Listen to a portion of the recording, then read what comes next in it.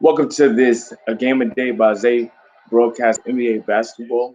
We are live as the Washington Wizards face off against the Brooklyn Nets. The Nets are second in the East with a 28 and 14 record. And as I speak, James Harden throws an alley to DeAndre Jordan for an easy basket. This is the first game in which Harden will face off against the Washington Wizards. Both games between the Wizards and Nets came down to the wire, going back to January and January 3rd. The Wizards won 123 to 129. As I say that, Rui Hachimura is able to get an easy two-hand slam inside set up by Russell Westbrook. So January 3rd, the Wizards won 123 to 122, and on January 31st, the Wizards were able to come back with 6 points in the final 8 seconds to defeat the Wizards 149 to 146. Russell Westbrook hit the game-winning three-pointer in that game. So both these teams obviously have some history as Harden and Westbrook go back to California. Westbrook hits a mid-range jumper off the glass to give the Wizards a 4-2 lead. Westbrook and Harden go back to California as children. They played together in Oklahoma City along with the anchor of that franchise, Kevin Durant, who's currently on the Brooklyn Nets right now, recovering from a hamstring injury, which will keep him out for 2 additional weeks. After further evaluation, we will see when he will return from that injury. But all three of those guys did play in Oklahoma City, made the NBA Finals in 2012 before losing to Miami in 5 games. Now, Westbrook and Harden reunited in Houston last year and got to the second round together before losing to the Los Angeles Lakers and LeBron James again in 5 games. But after that, the Houston Rockets organization deteriorated as Harden found his way to Brooklyn, reunited with Kevin Durant. Mike D'Antoni is assistant coach to head coach Steve Nash, who has found his way. Um, the first couple of weeks, there was a lot to be desired in terms of their execution down the stretch. How can superstars play together? Obviously, with Harden coming from Houston with the point guard background, he's been able to play extremely well off of Kyrie Irving, who has been in the zone from an efficiency standpoint. He's just been able to find a groove that can't be really duplicated right now. Bradley Beal with the basketball, trying to score inside, has his dribble deflected. He gets it to Alex Lynn, who is able to score inside. So Washington getting some easy baskets inside set up by Russell Westbrook. Kyrie Irving trying to get a pull-up three off the left wing. He's not able to get the fall. Westbrook trying to get an early entry pass inside to Rui Hachimura. That basket is good. So Washington jumps out to a two-possession lead, up 6, 9:37 remaining here in the first quarter. We'll get the starting five to you really quickly as Harden tries to get a floater inside. It's an air ball rebounded by Rui Hachimura. Hachimura gets to the right wing, slows down, gets it to Westbrook. Westbrook guarded by another former teammate back at Oklahoma City, Jeff Green. Jeff Green also played with Harden and Westbrook in Houston last year. Hachimura went up for a shot, kicks it back out to Westbrook. Westbrook with the mismatch on Jeff Green, pull up jumper by Westbrook, and Westbrook is fouled. They give me time to give you guys the starting five. So you got Russell Westbrook starting at point guard, Bradley Beal, Garrison Matthews, Rui Hachimura, and Alex Lynn. That is the starting five for Washington. For Brooklyn, you have James Harden, Kyrie Irving, Jeff Green, Joe Harris, and DeAndre Jordan as the starters. Now, Westbrook is coming off of an exceptional game against Utah, in which he had 35 points, 15 rebounds, and 13 assists. His 13th triple double of the season, his 159th of his career, second all time. This year, Westbrook is averaging 21.8 points per game, 9.6 rebounds, and 10.2 assists. Second in the league only to James Harden. Harden mentioned his prowess with Houston for many years after being in Oklahoma City, being traded to Houston, playing there for just over 8 years, becoming one of the most prolific scorers in NBA history. Obviously, with the way the season ended last year, going all in on small ball, Daryl Morey cashed in his chips. Kyrie Irving just finished an exceptional layup over the outstretched arms of Alex Lynn, able to shield his body and finish with that right hand, gets Brooklyn their second field goal, 10-4. Washington leads. But when you look at what Harden has been able to do here with the Brooklyn Nets, he's been able to play off of Kyrie, as I mentioned earlier, but still maintain scoring when necessary. He's been a primary playmaker for this team, and he's been able to score when necessary. He's able to get a bucket inside, cuts Washington lead to 12-6. Westbrook looks to respond off the glass. The mid-range jumper is good. So back and forth, Harden and Westbrook go. Between the two former teammates, they've played each other 20 times. Westbrook and Harden are each 10-10 in those games, but Harden has the edge in terms of playoff matchups. They did play each other in 2017, which Houston defeated OKC in a close 5-game series, but the gentleman's sweep was completed by the Rockets. So Washington able to get the basketball back. Westbrook, right wing extended, guarded by Joe Harris. Westbrook looks to kick out to Hachimura. 3-point shot is good. So Washington, no stranger to scoring. They average 115 points per game. They do give up 120. So if you do score with them, you know while they're scoring, you do have a chance to get back into the game. There's been a number of games this year where Washington is up and they look like they have control and they will blow it in the final 2 minutes. In the same breath, though, if you are up by a lot against them, you know that they're never out of a game as well. So the scoring tonight will be at a premium. You look at Hachimura, he's able to get a steal off DeAndre Jordan. Back to Westbrook. Westbrook's been very efficient tonight. Looking to kick out to Matthews. 3-point shot for Matthews is good. And Washington has already opened up a 14-point lead. They've been able to knock down a number of 3-point shots, up 20-6. Westbrook driving on Joe Harris, able to kick out to Matthews for the left corner 3, and it is good. So 7:13 remaining in the first. Brooklyn trails Washington 20-6. We'll be back.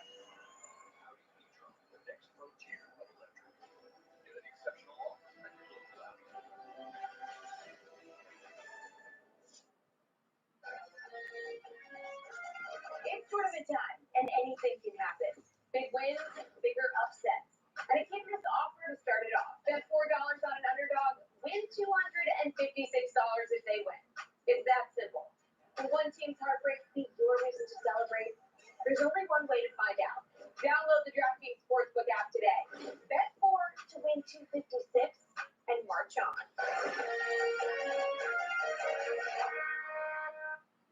Well, things are rough. Oh, I mean, like, the floor is actually lava. Rough, I kid out, bro. But you're not. You're reacting. Better than what came before you. A failure. A crusher. Oh, let me tell you about this funny thing that happened. You are realness and weirdness, chaos and yes! All this talk about good things to come. You're the good thing.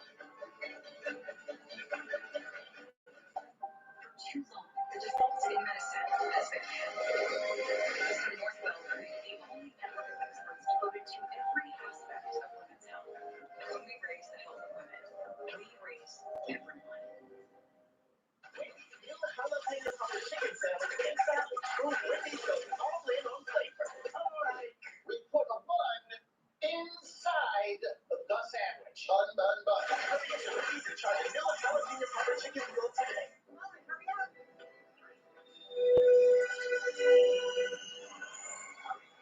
The next frontier of electric. Get an exceptional offer at your local outlet.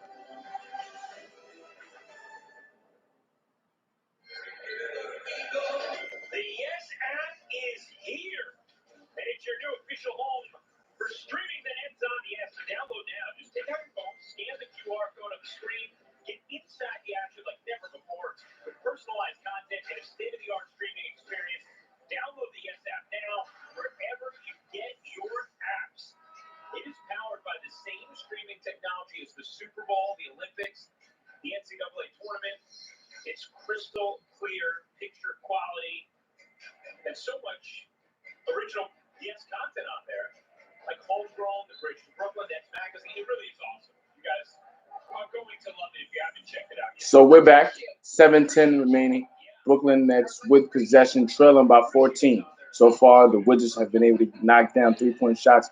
Russell Westbrook has been a catalyst for all of the efficient shots that the Wizards have been getting. He's been attacking the paint, also knocking down his jump shot, playing very, very efficient right now. Inside looking for Bradley Beal. Great defense there by Joe Harris to deflect that pass. Nets get an opportunity at the rim. Jeff Green tried to slam it home over Lynn. The rebound goes straight to James Harden for three. He can't knock it down, but DeAndre Jordan is there for the putback. So it's a 20-10 game. Washington leads Brooklyn. Westbrook in the pick and roll gets to switch with DeAndre Jordan. He has to go to Bradley Beal. Bill on the right wing, guarded by Jeff Green, kicks to Westbrook, right corner, guarded by Joe Harris, and he's called for the travel. Jeff Green really tried to slam it over Alex Lynn. Lynn didn't block it, but the contest contributed to Jeff Green spiting the dunk off the front rim. But they ended up scoring DeAndre Jordan there for the offensive putback. So Nets with the basketball, James Harden working the right wing, guarded by Matthews. Jab step, crossover dribble, attacking, Euro step, able to finish. So strong finish there by James Harden.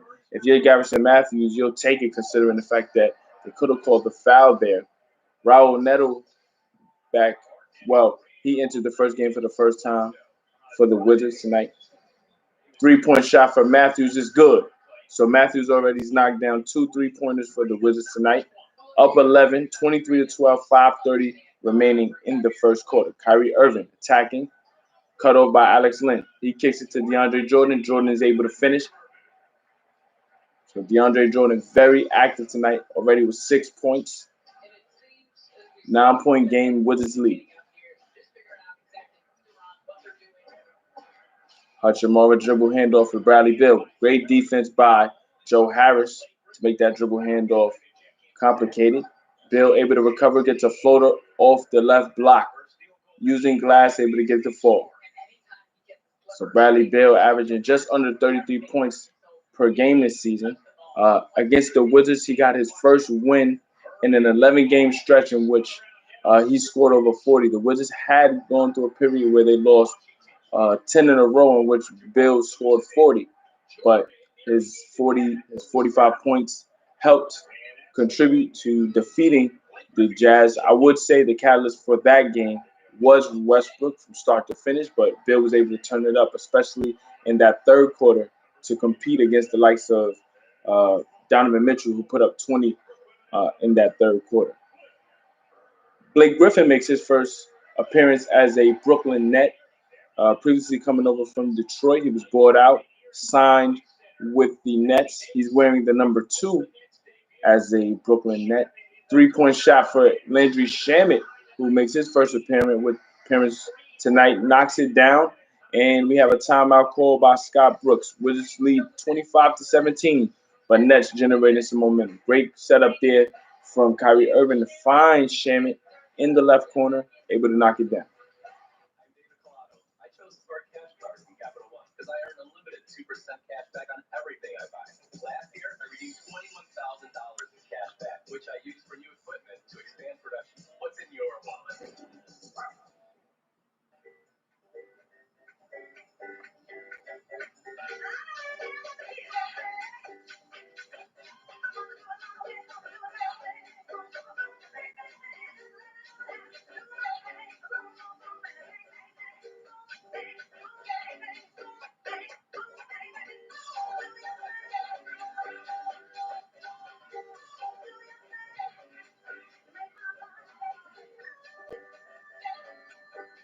We've seen how far this game can go.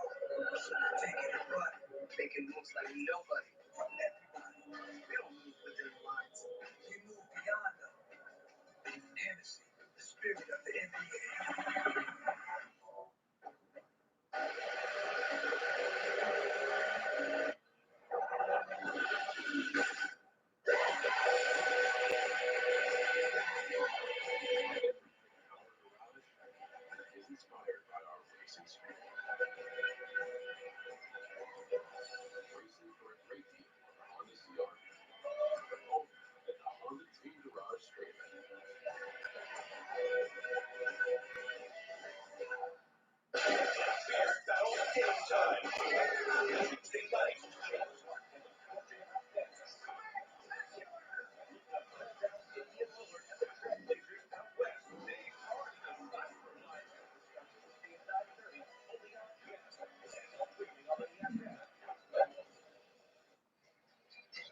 So we're back. 4:25 remaining in the first quarter. Nets making a run. Prior to that timeout, Kyrie Irving set up Landry Shamet for a three on that left corner. Previously, in their previous game against the Orlando Magic, Kyrie Irving really carried the offense in that game. 43 points. He had 6 rebounds and 4 assists. Kyrie Irving was the only one carrying the scoring load. Uh, James Harden had a tough night. Only made 3 field goals, had 19 points and 9 assists and 4 rebounds, but he wasn't the normal prolific scorer that we used to see.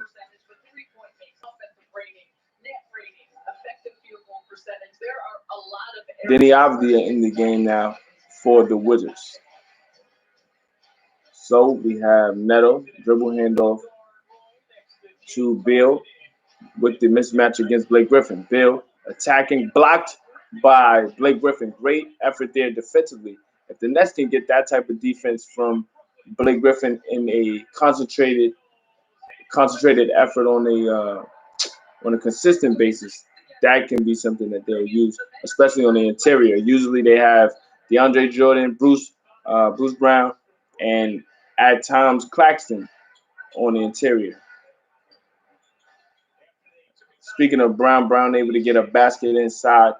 Even though Brown is only 6'4", he does play big man depending on how the Nets match up. We got an offensive foul drawn by Brown. So speaking of Brown, Bruce Brown out of the University of Miami, spent 2 years in Detroit prior to coming to Miami, but a great young player, a great role player, and a tangible guy that can do anything you really need him to do, and he's low maintenance. So the Nets got a great role player in Brown. Wizards now with 4 turnovers. Nets starting to put the pound for pound on the Wizards. Kyrie Irving misses a mid-range jump shot. Able to find Brown inside on the offensive rebound. Brown gets another basket. So it's a 4-point game.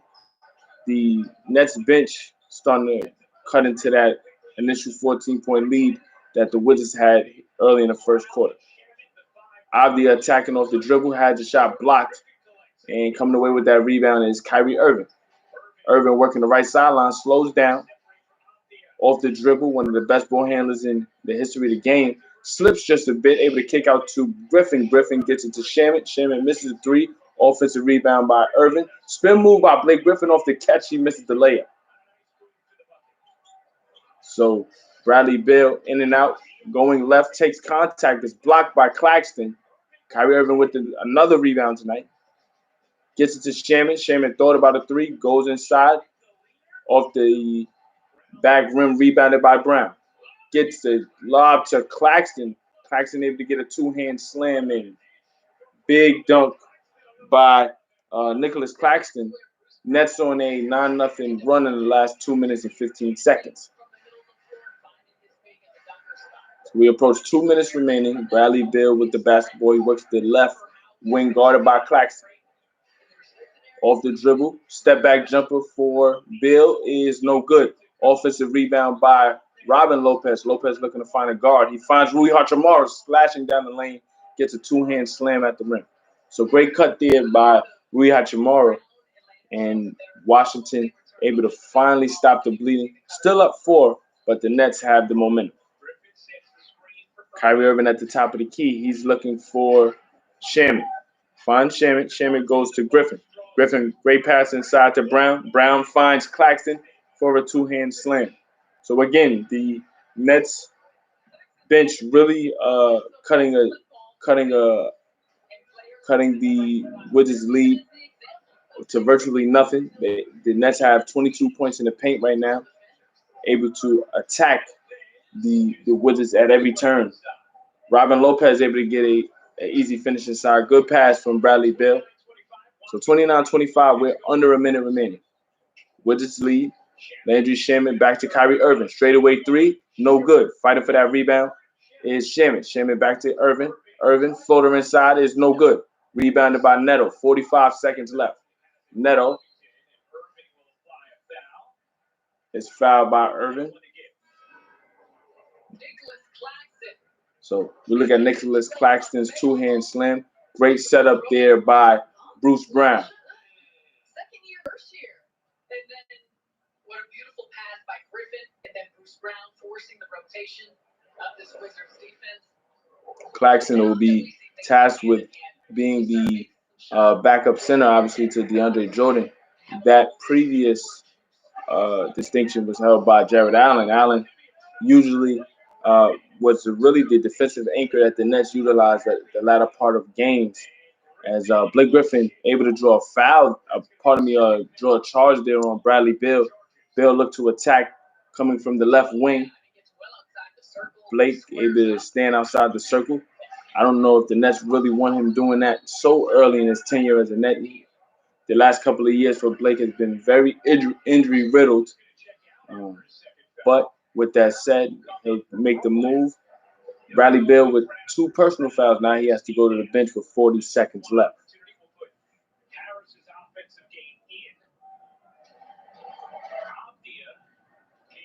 So Russell Westbrook guarding James Harden. He calls for the screen. Isaac Bonga guarding Harden now. He misses the 3 off the front rim. Denny Avdia with the rebound. Westbrook on the left wing guarded by Blake Griffin. It's a 6-second differential between shot clock and game clock.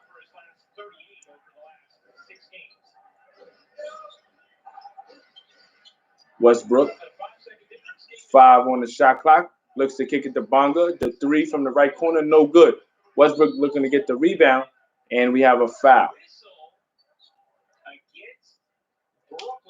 So there's a foul against Brooklyn. That'll send Westbrook to the free throw line.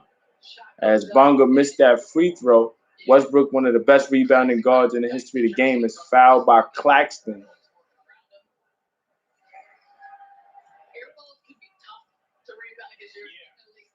Look at Westbrook, who historically was a good free throw shooter. He shot over 80% for the first 9 years of his career.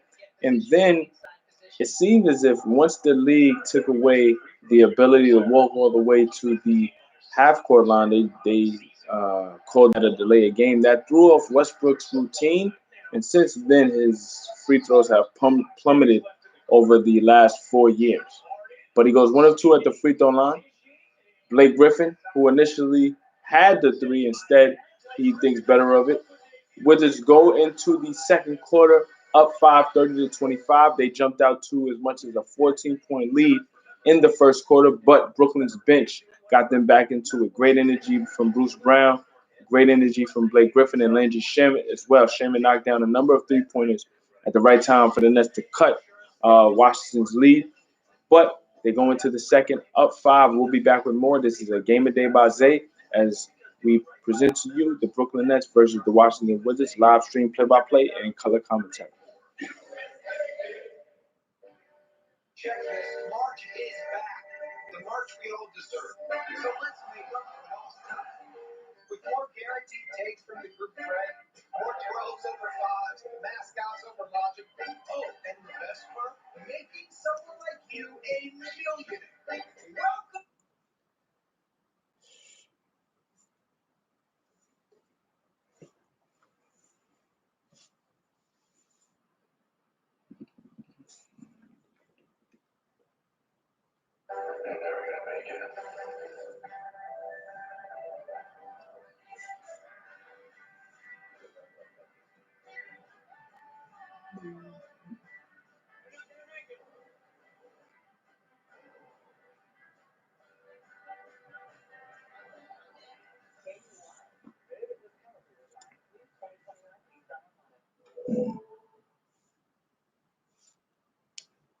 Hello, I'm estate planning attorney Michael Ettinger of Ettinger Law Firm.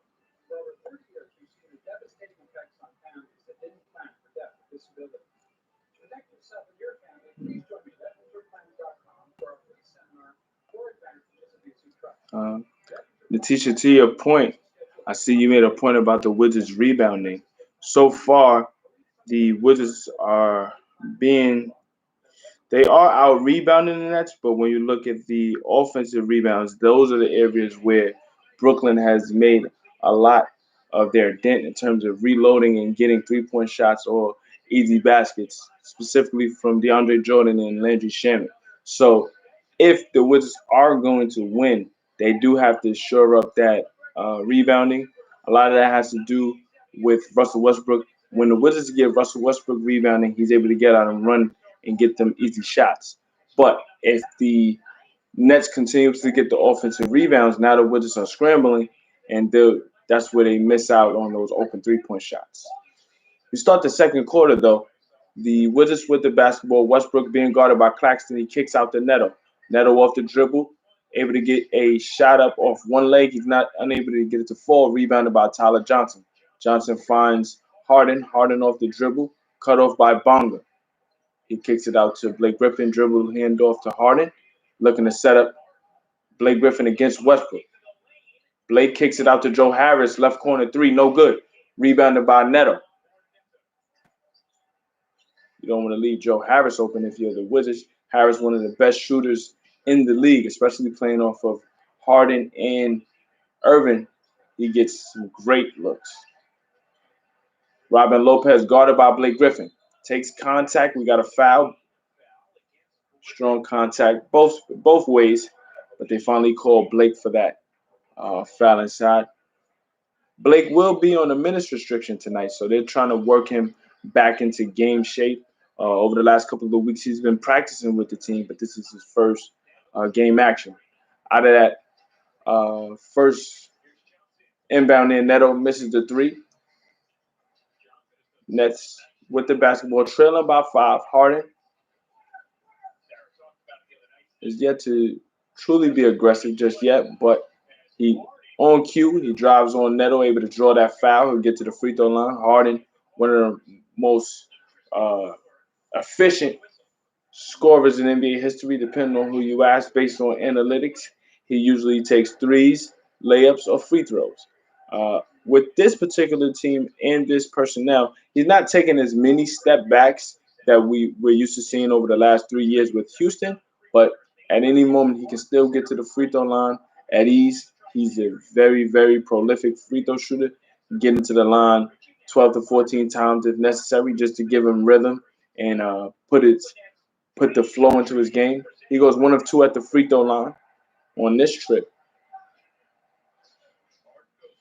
Harden already with 3 scoring titles this year. Deliberately working on his playmaking skills for this team specifically, but as I said earlier, he can score with the best of them whenever he needs to. On cue, left wing 3 is good. So, a 1-point game that quickly. Harden already picking up his scoring here in the second quarter. 30 to 29, Washington leads Brooklyn. Westbrook looks to respond with the left wing 3, unable to get it to fall. Harden, top of the key, guarded by Bonga. Pull up jumper, free throw line extended is good, and Brooklyn takes their first lead of the game, 31 to 30. 10 minutes left in the second quarter. Westbrook looks to kick out to Neto. Neto can't respond with a 3 of his own. A loose ball foul called on Isaac Bonga, trying to get that offensive rebound over Blake Griffin. So we see the prolific nature of James Harden kicking in at the right time, really being able to get into a rhythm off the dribble, set up a 3 against Bonga. Free throw line extended mid-range shot. He got to the free throw line. Now he's in control. Look at points off of turnovers. Washington has 14 points off of turnovers compared to 5 by the Wizards off of Nets turnovers. So we got a foul by Westbrook against Blake Griffin in the post. Claxton, dribble handoff to Harden on the right wing. Harden guarded by Neto. Between the legs, step back 3, good. So a 4-point game. Harden is locked in this zone. Timeout called by Scott Brooks. He has to stop the bleeding. 9:30 remaining in the first half. Stay tuned for more. This is a game of day by Isaiah. I'm going to ask Isaiah Rhodes as we present to you the Brooklyn Nets versus the Washington Wizards.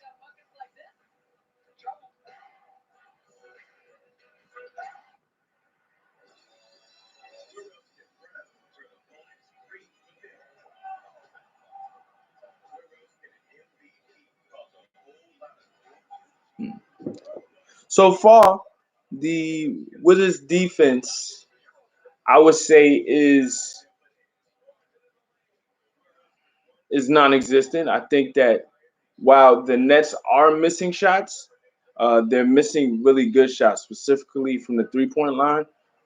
Joe Harris is missing open threes. Harden is missing threes. He usually makes.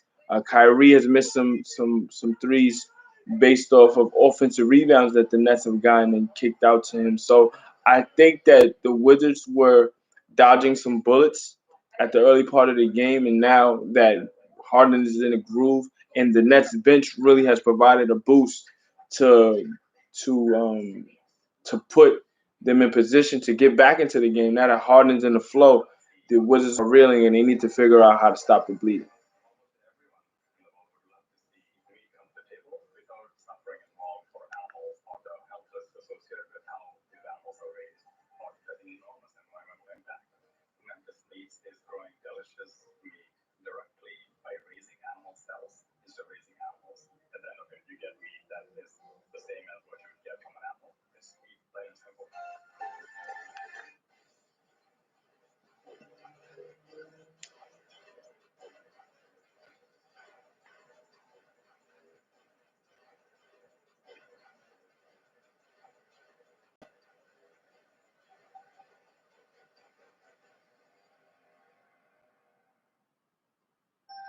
It is time for I Did Not Know That. Brought to you by your local Kia dealers. Michael Gray, take it away. La Bruce and Coast. Many Mets fans have been amazed by James Harden's passing.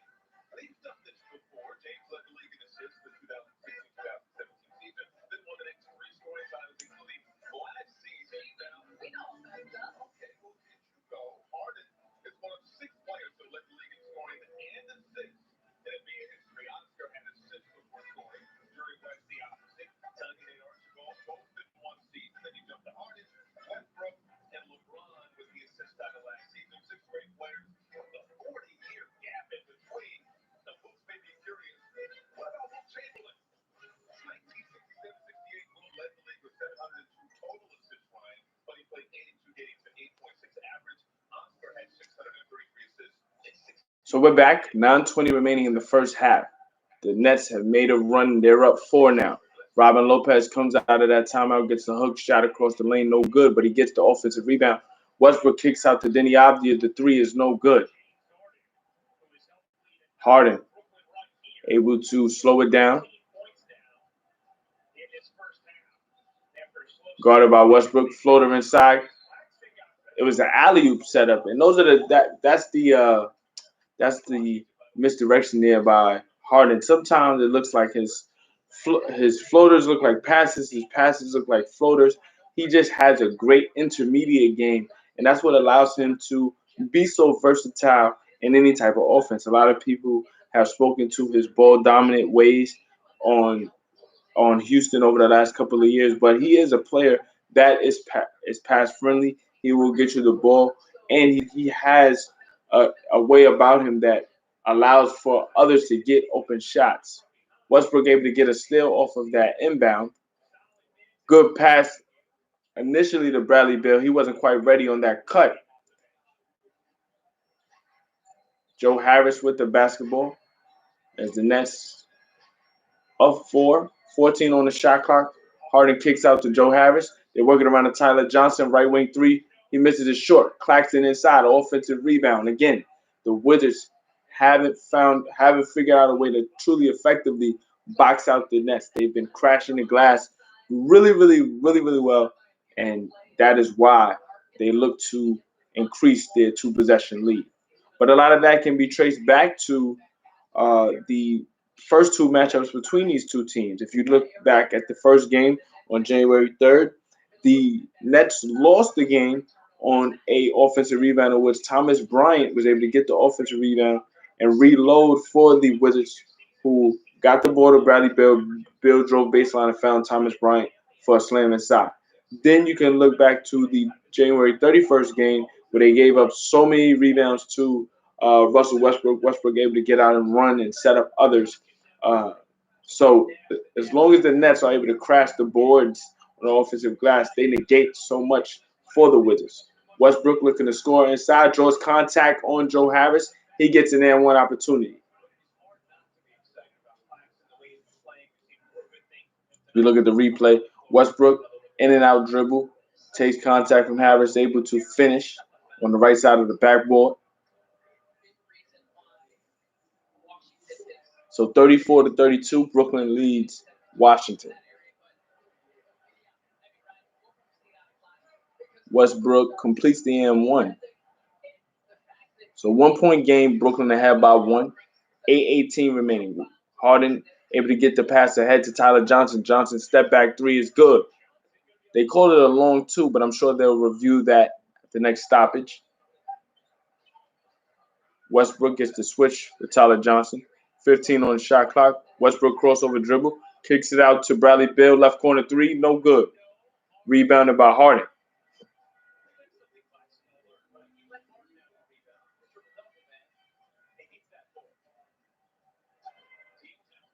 Harden guarded by Garrison Matthews. Crossover dribble. The ball rolls around the rim and out. That could have been another and one for Harden. Harden to go to the free throw line for two.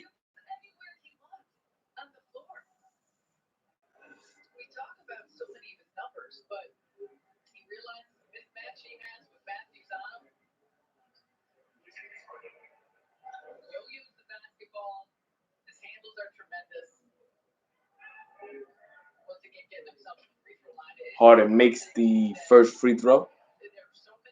So back to a 4-point lead. Harden tonight, 14 points, 5 of 8 from the field, 2 of 4 from three. He's really picked it up here in that second quarter. As I mentioned, really putting the pedal to the metal and making it difficult for the Wizards right now. This is his first matchup against the Wizards. The first matchup, he wasn't a member of the Brooklyn Nets. The second matchup, they allowed for him to get a game of rest. Westbrook is fouled. He's looking for a shooting foul, but they say the foul is on the floor.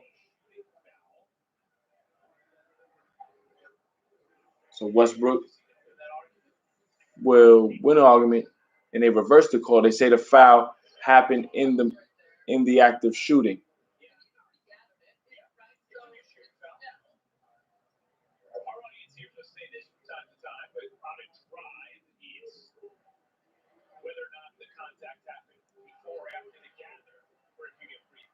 Westbrook's first free throw is no good. No good. The last 3 games, Westbrook has been improving. You can go back to the Sacramento game. He shot well, 9 of 12 from the free throw line. So last 3 games, he has been improving. His free throw shooting got to below 60% this year. I think that was rock bottom from him. I think he internally looked for ways to improve since, and it's been relatively better. He's missed 2 tonight so far. 4-point game. Nets lead the Wizards. Alex Len back into the game for the Wizards. Harden over to Joe Harris, straightaway three, and it's good. Again, like I said earlier, a lot of the threes that the Nets were missing were open threes. If they continue to run their offense, they would be sure to get those threes again. Joe Harris, one of the best shooters in the league, able to knock down an open shot. We are Chamara, out of the post, goes back to Bradley Beal. Left wing, pulls up, step back, jumper, free throw line extended is good. So Bradley Beal is yet to get going fully. Again, he's averaging just under 33 points per game. So a player of his caliber is sure to get going, very similar to what we saw against the Utah Jazz. Harden with the floater inside. Pardon me, it's an alley-oop for Claxton. Set up. Finished inside by Claxton, 43-36. Brooklyn leads Washington. Westbrook, right corner three, unable to get it to fall. Thought he was fouled. Refs don't think so. Bruce Brown gets it to Harris. Three is good. Wide open three for Joe Harris as Westbrook was looking to get back into the frame by the time Harris knocks down that three. Wizards trail by 11. Brooklyn's up by 11, depending on perspective. Nets have ultimate momentum right now. They're able to get great contributions from Joe Harris. Harris able to get it to Harden. Back to Harris. Straightaway three. It's good. So we'll be back with more as the Nets controlling the pace, getting everything they want here in the second quarter. We'll be back with more.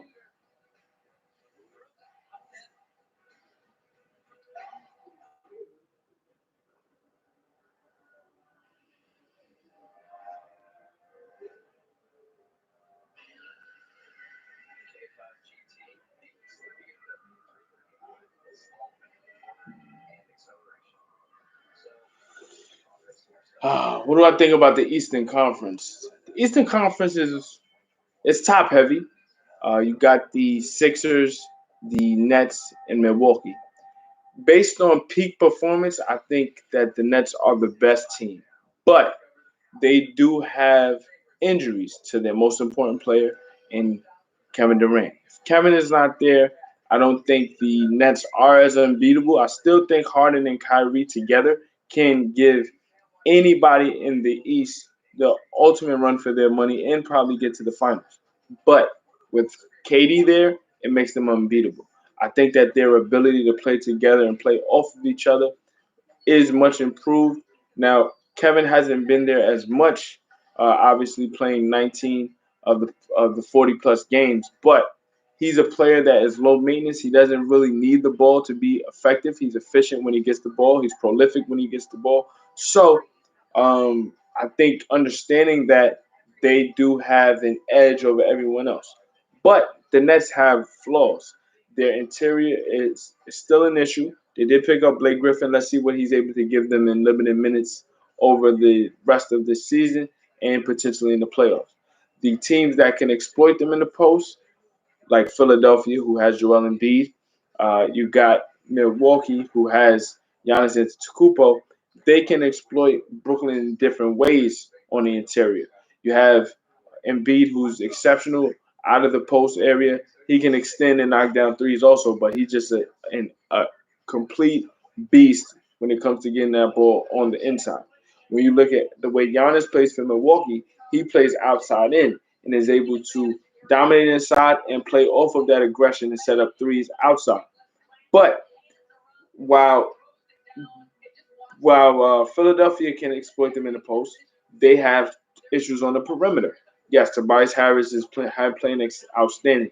At the end of the day, though, a lot of those questions about Philadelphia will be placed on the shoulders of Ben Simmons. Simmons is elite. Simmons is exceptional as a playmaker and defender, but as an offensive player, he has to be aggressive on a consistent basis for the Sixers to truly get over the top.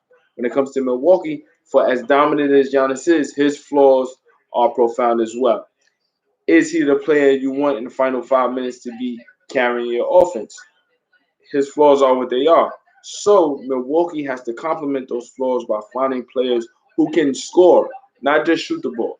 See, shooting is important, but if you can't get to the free throw line to reset your defense, if you can't get to the free throw line to put the opposition in foul trouble, then what are you really doing? Drew Holiday is good at a lot of things. He's not great at one thing, except defense. He's an exceptional individual defender. But from an offensive standpoint, he's not a great scorer. Chris Middleton is an efficient shooter, but he's not a scorer. And I feel like what Milwaukee does, especially under pressure, they put a lot of the onus for Chris Middleton to get certain shots, but I don't necessarily know if he is the the the proper go-to guy down the stretch either. I think Middleton is more of a third option rather than being a second option or go-to guy on the perimeter. But hey, Milwaukee wins in the regular season, so let's see if they're much improved. They just picked up PJ. They just picked up PJ Tucker from Houston, so let's see how that works out. But I still got Nets with a slight edge over Philadelphia so far. Brooklyn's Brooklyn is head and shoulders above teams offensively. As I say that, you got Brooklyn up 12 right now. Their bench is completely taken over. They're outscoring Washington on the bench 17-2. Now Washington is trying to work their way into a playing opportunity. Um, Obviously, dealing with COVID earlier in the season, it completely ravished any potential that they could have had to start the season, and the chemistry just wasn't there. They turned it over toward the latter part of the first half, but since then, coming out of the break, they've been struggling to find wins. When you look at the likes of Brooklyn and Atlanta, teams like that, those teams can compete and make things very, very difficult. We can't forget about Toronto as well, but the East is still very top heavy. Washington trying to figure out how to find offense. Rui Hachimura able to knock down a mid-range shot off a broken play. 52-40. Brooklyn leads Washington. 4:30 remaining. The one thing I will say about the Wizards, as I mentioned earlier, is they're never out of a game. Despite being down 12 right now, they can still get back in. James Harden misses the three, rebounded by Westbrook. Westbrook looking to push the pace. The Wizards, the fastest team in the league based off pace. Westbrook finds an alley-oop for Alex Len. Two-hand slam is good. 10-point game now, 52-42. Brooklyn leads Washington.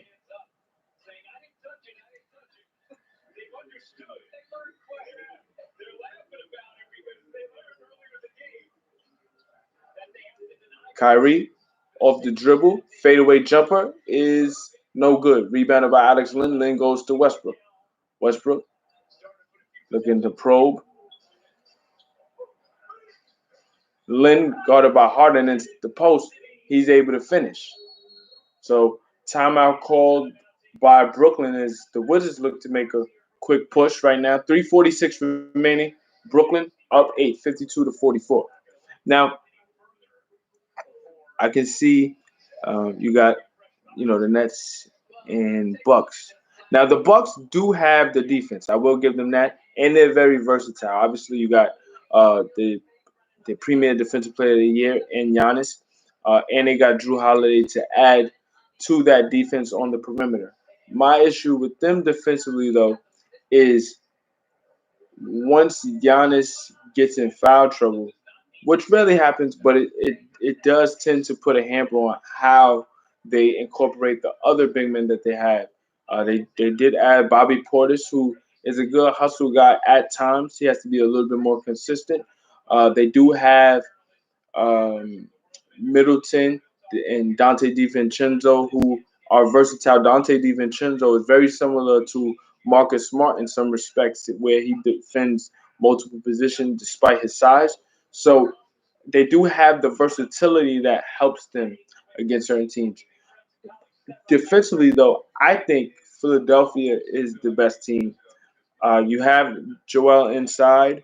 You have Ben Simmons and Matisse Thybulle on the outside, and then you have Dwight Howard, who's provided great energy off the bench so far, providing help defensively. The thing about Dwight though is that he can be a bit immature and get into tit for tat fouls for no reason, get technical fouls, which can throw off his game. So I think defensively, Philadelphia and Milwaukee are the best of the three. I give the slight edge to Philadelphia, but I do think Milwaukee has more discipline than Philadelphia at times. So we'll see how that works out. Harden out of that timeout, misses the jumper, but DeAndre Jordan there for the putback with the left hand. Bradley Beal guarded by Shamit on the right block, takes contact in the post, looking to get to the free throw line. He completes the M1, and he'll be going to the free throw line trying to complete the M1.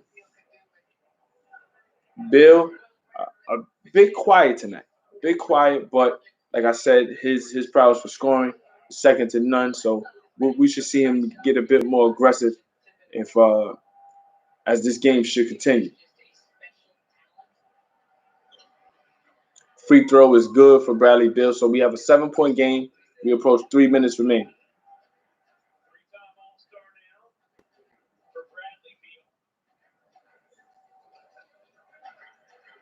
Irvin gets the mismatch with Garrison Matthews. He drives baseline, pulls up for the jumper on a dime. It's good.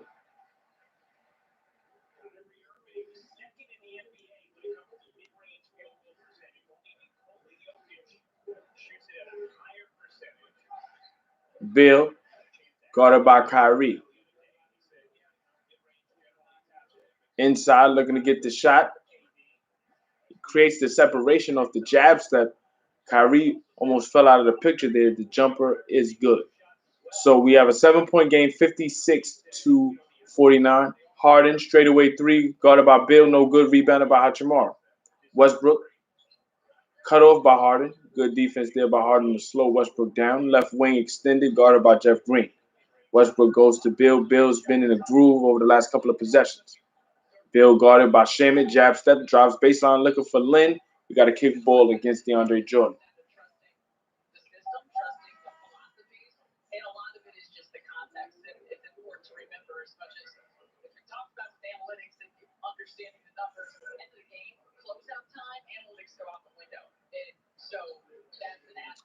Bill able to inbound to Westbrook. Westbrook on the left wing, guarded by Kyrie. The layup is good by Westbrook. 56-51. Brooklyn leads the Wizards under 2 minutes remaining. So the Nets so far this quarter have outscored the Wizards by 10. And as I say that, Irvin knocks in a mid-range jumper, so that extends to 12 here in the second quarter. And one opportunity though for Alex Len is Westbrook able to attack DeAndre Jordan and get Alex Len an easy layup inside. So Embiid and been on injury prone. That's a fair point. That's a fair point in terms of injuries, especially with Embiid. You never really can gauge how hurt he actually is because he always is moving relatively gingerly.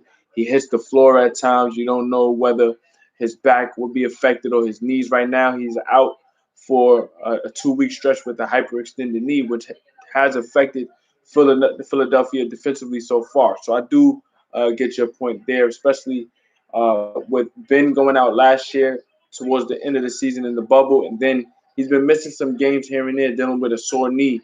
So I do get your point there in terms of the issues with injuries.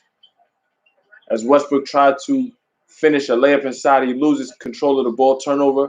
We got a Nets three by Tyler Johnson. He misses it, rebounded by Alex Len. So under a minute remaining, we got a 6 point game, 60-54. Bradley Beal with the basketball. He's gotten going here at the latter parts of the second quarter, going off the dribble against Shamet, trying to finish inside, takes contact, and we got an offensive foul against Bill. He did dip that shoulder. He did dip that shoulder.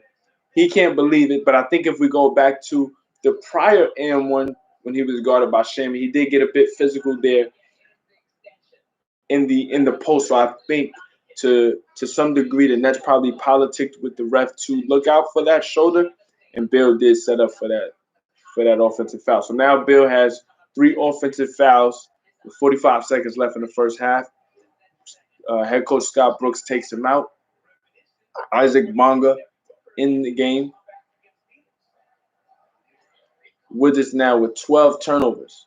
3 point shot for Kyrie Irving is good. And that's really been the story of the game. Points off of turnovers and the offensive glass. The Nets have exploited the Wizards in both areas, and they're up 9. Westbrook trying to score on Jeff Green. He's blocked.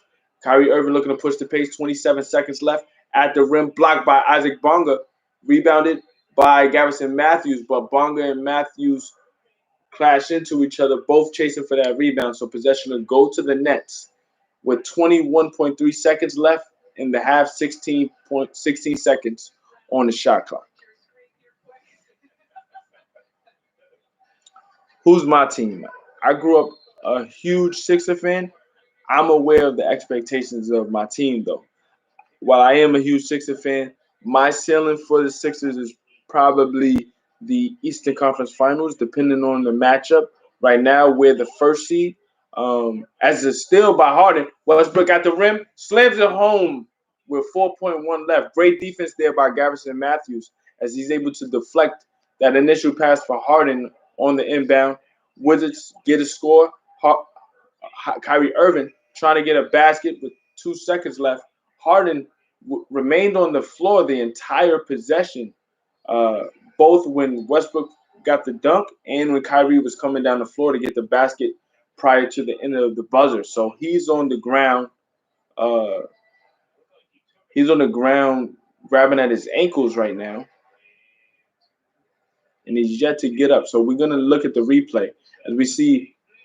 Whoa, okay. So as Garrison Matthews dived for the basketball, his hip hit Harden in the chin, and he took a strong hit to the head there. He remained on the floor. He's very woozy. The training staff for the Nets are around him, trying to see if he can get range of motion in his neck. Um, Obviously, I mentioned Harden's prowess as a playmaker and scorer. You never want to see a player of his caliber dealing with any injuries. And when you think about Harden throughout his entire career, he's been one of the most durable players over his entire career. The only player that I can compare him to over the last couple of years, well, really over the duration of his career, is LeBron James. And then, as I say that, LeBron is out for an extended period of time with a high ankle sprain. But both Harden and James have been some of the most durable players in the history of the league. Um, okay, so does it look serious? I do think that it is serious. Even though Harden did walk off the court, he's walking off under his own volition, but he has people assisting him. He's very, very cautious with how he's moving. I know they're gonna try to see if he's having any issues with the concussion, but you don't want to see him going to any protocol, especially with Kevin being out for the next 2 weeks with his hamstring recovery. So we'll have to see how that will be in the second half.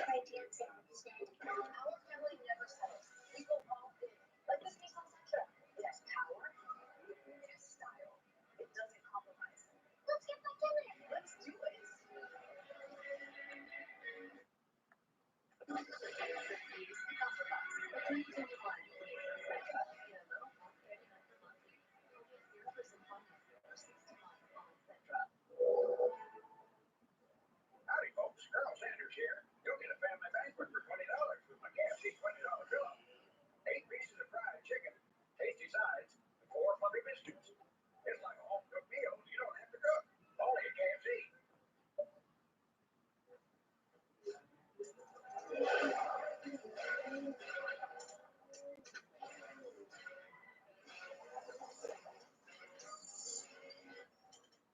Hmm. Now, that's a fair point. While Kevin has been out, I think coming off of an Achilles, they do want to manage him as best they can. That's why I think that Harden trade came at the right time because of Harden's durability, him being able to play every game. You understand what he brings to the table as a scorer and facilitator. That allows for the Nets to protect him and Kyrie Irving, who has had a history of missing games as well. So understanding that he can really kill two birds with one stone with his ability to score and facilitate, that has put the Nets in in a protection mode of Kevin. But what I will say though is coming off of Achilles injuries, you can look at the history. Even though his skill set is there, he's still dealing with injury issues. Um, and the lower half of your body, it takes a while to recover from Achilles injuries. We can look back to the late great Kobe Bryant after he tore his Achilles in 2013. He dealt with knee injuries, calf injuries, and ankle injuries towards the latter part of his career. And I think most players that tear their Achilles deal with those lower body injuries even after. Takes a shot right to the side. So, does he have a possible concussion? You don't want to speculate, but I would think it could be either that or maybe some type of neck or shoulder injury. Look at him right there. That's Garrison Matthews. Shoulder right into the side of his face. Yeah, that's like a left hand right to the jaw. It's a left shoulder. Let me give you an update around the league about scores. Give you an update, let you know what's going on. So we've already been breaking down this game. Nets up 63 to 56. The earliest scores today. You got the Pacers defeating Miami in overtime, 109 to 106. The Oklahoma City Thunder defeat the Houston Rockets 114 to 112. They hand the Rockets their 20th consecutive loss. The Pelicans defeat the Denver Nuggets 113 to 108. Pelicans got 30 points from Brandon Ingram and Zion Williamson to finish out that game. The Boston Celtics defeat the Orlando Magic 112 to 96. And currently going on, you got the Cleveland Cavaliers up two at halftime against the Toronto Raptors. The Chicago Bulls are up 46 to 45 against the Detroit Pistons, and the Knicks and Sixers are just getting underway. You got two more games later tonight as you have the Lakers versus the Suns. obviously without MVP candidate LeBron James. And Dallas plays Portland again. They just played uh, on Friday night, and now they'll finish up the second half of that two-game set tonight at 10 p.m.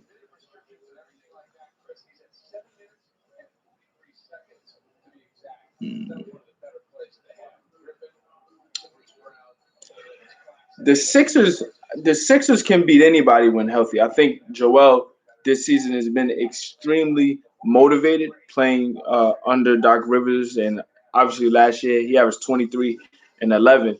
Those are very good numbers for anybody. Those are great numbers for anybody, but based on the standard that he had already established in 2019, averaging 28 plus, I think last year was a regression. He's come back and been very aggressive, very assertive. He's been more durable than usual prior to this hyperextension of his knee. So I think he's the tone setter for everything that we do. If he's there and is healthy, we can play against anybody. I say we as a Sixer fan.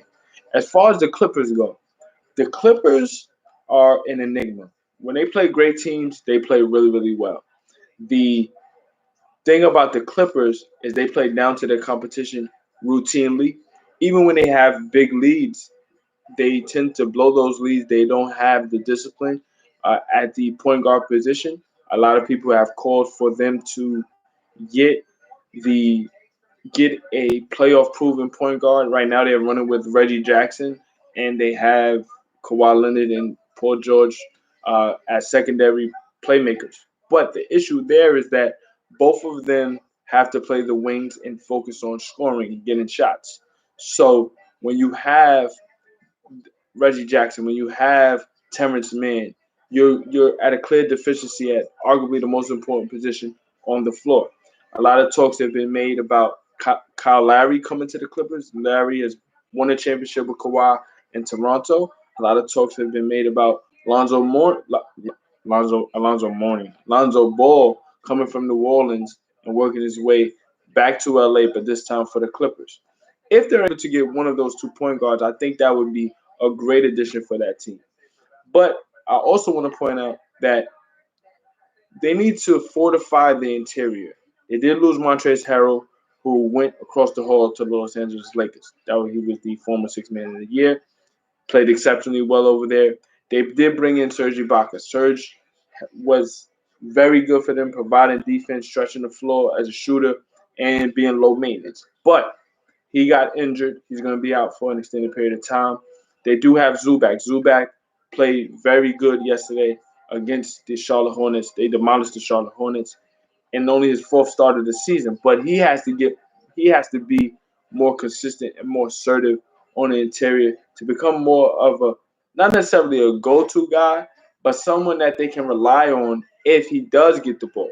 I think too many times he goes up a bit too soft, or when he does have it going early in the first quarter or the first half, they tend to go away from him later in the game. So there has to be some balance in how they use him, and he has to be more consistent as they try to fortify the interior. In terms of the true contenders for a championship this year, obviously, the Lakers are the defending champions, and if the Lakers get healthy at any point towards the latter part of the season, going into the playoffs, then they would be at the one spot for me because they're defending championships. They're the defending champions. But then you have the Nets, Milwaukee, Philly, and the Clippers. If I was to break it down by tier, I would say the Nets are right under the Lakers in terms of contenders. Then you have the Sixers and Milwaukee in the same tier, right? Under the Nets, and then you have the Clippers. Now, many people would say that the Clippers are above Milwaukee and the Sixers. But here's my thing about the Clippers. Considering the fact that they lost in the second round last year and the fashion with which they did, they still have the same issues presented to them this year. They still blow leads. They still have defense inconsistencies, right? And they have a lack of leadership at the point guard position. Those flaws are still there. They did change coaches. Doc Rivers is now in Philadelphia. But because they changed coaches and they still have the same issues, there has to be a personnel issue, right? Something is lost there. So, what move can they make that'll take them over the top? We do have the trade deadline coming up this Friday, and then you have the waiver wire potentially going towards the playoffs. So we'll see what moves can be made. But it just looks like the same issues still present themselves as a Clipper. So you have the Bucks winning. Okay, that is true. The Bucks are relatively healthy, and they do have the defense. You have the Bucks winning. I ask you this: do you trust their offensive execution down the stretch if they make it to a second round matchup, conference finals matchup, or even in the finals? Do you trust how Budenholzer draws up plays? And do you trust how his rotations will be utilized to execute down the stretch?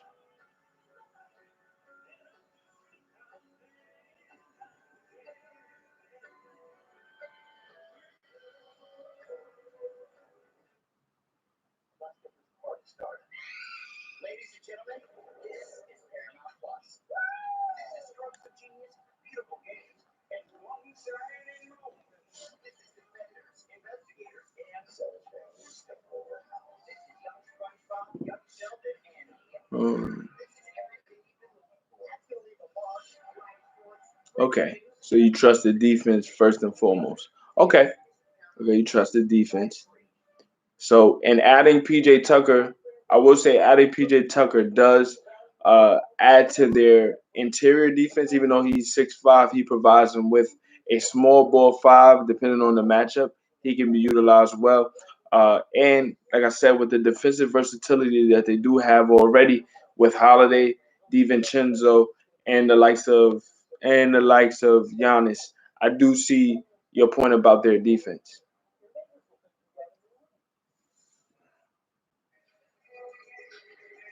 Well, Nets fans are exhaling right now as you see James Harden on the floor warming up for the second half after that scary Okay, so suspension. as we get ready to start the third quarter of Wizards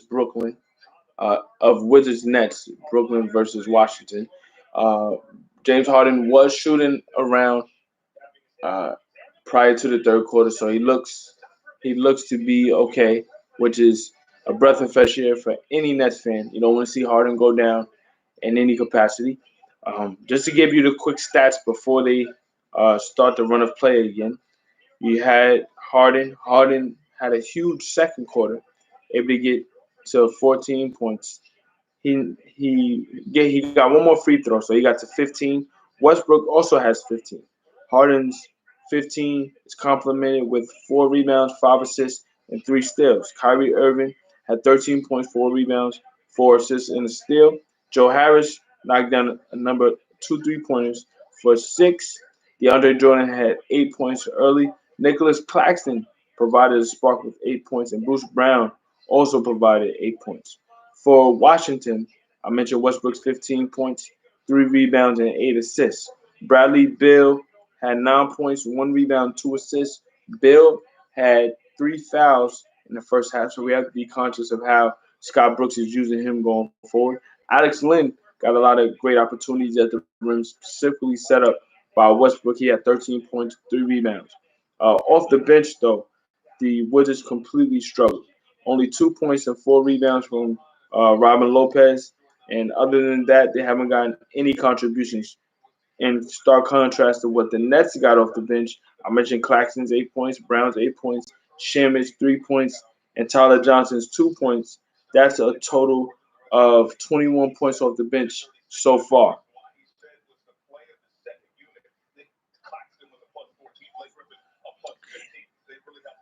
As we start this third quarter, Wizards with the basketball. Westbrook probing gets it to Matthews. 3 point shot is no good. Rebounded by Jeff Green. Harden gets the floater inside. Back rims it. Offensive rebound there for DeAndre Jordan.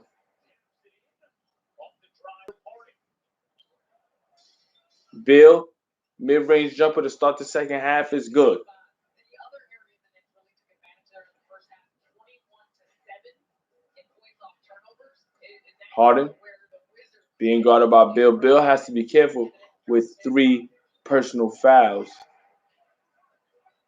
Kyrie Irving, right wing three, can't get it to fall. Rebounded by Rui Hachimura. Westbrook looking to find Lynn inside. The layup is good. Great find there from Russell Westbrook. I mentioned Alex Lynn getting 13 points in the first half. His points are a byproduct of Westbrook's aggression, especially on penetration. Kyrie mid-range jumper hits the front rim and bounces in. That's what you call the shooter's roll. Nets up 7, back and forth we go. Westbrook looking to find Bill. Bill back to Lynn. Lynn inside with the layup. Great setup there offensively. Westbrook finding Bill. Bill able to fade to the right corner before getting the bounce pass to Lynn for an easy layup. Harden attacking, able to finish with that left hand on the right side of the rim. finishing there. But yeah, you need rim protection and you need that movement. And DeAndre Jordan needs to be the anchor of that, whether it's through communication. Westbrook looking to get it to Bill. It's deflected by Irvin. Westbrook able to set up Lynn for a floater inside. Can't quite get it. Offensive rebound potentially for Westbrook. He couldn't grab it. Jeff Green able to get it to Harden. Harden to Kyrie. Kyrie on the left block, guarded by Rui Hachimura. He dribbles it out to the right wing, looking to get a shot up. Free throw line extended, no good. Rebounded by Westbrook. Westbrook looking for Hachimura inside. We got a two-hand layup attempt, no good. Rebounded by Kyrie. Harden working the left sideline, back works his way back to the middle, looking to set up. 15 on the shot clock. Finds Harris. Kyrie behind the back dribble, looking to get a fadeaway jumper across the lane, and it's good. Kyrie, one of the best ball handlers in the history of the league, arguably the best, depending on who you ask. He's able to find his way anywhere on the court. 3-point shot by Westbrook is good. That's a sight to see for any Westbrook and Wizards fan. Obviously, if you know Westbrook's history, he is not the best shooter by any stretch of the word. But the one thing about him compared to the likes of Ben Simmons is despite being a bad shooter, he doesn't let that stop him from being aggressive.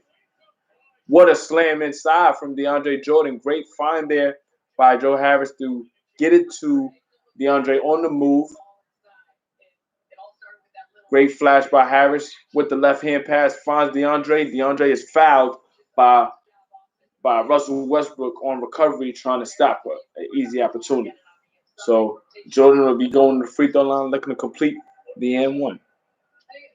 Now, last year, Jordan actually, well, over the last 2 years, prior to this season, Jordan did improve his free throw shooting. But since he's not been, he hasn't been able to knock him down at the same rate. And the N1 opportunity for Westbrook is no good, but he'll go to the free throw line for 2. So George says, for me, Jokic, LeBron, and Harden are top 3 MVP candidates at the moment. Okay, so let's talk about that, right? You got the MVP. Prior to Joel's injury, I had Joel at number 1. I had Joel at 1. I had LeBron at 2. I had Harden at 3. But since the injury to Joel, obviously Joel went down. That's going to put a hamper in his MVP candidacy because the likes of Jokic and Harden are individually picking up their numbers on a consistent rate. And the thing that I would say about Brooklyn is that they've still been able to win despite not having Kyrie Irving. I mean, for some games, despite not having uh, Kevin Durant for a strong number of games. So Harden should get top-notch MVP candidacy for me. In terms of sheer numbers and what they're doing every night, you got Jokic, you got Doncic, and you got Lillard as well. Lillard needs to be in the MVP conversation as well. But in terms of impact on winning, I got the likes of Harden at 1. Prior to LeBron's injury, I had him at 2. But now that he's down, it depends because depending on when he comes back, if he saves the Lakers season, say they fall to like 7, if he gets them back to let's say the 4th seed, the 3rd or 4th seed, then I think he's a shoo in to be the MVP. So we got a 6 point game. Brooklyn leads Washington 75-69.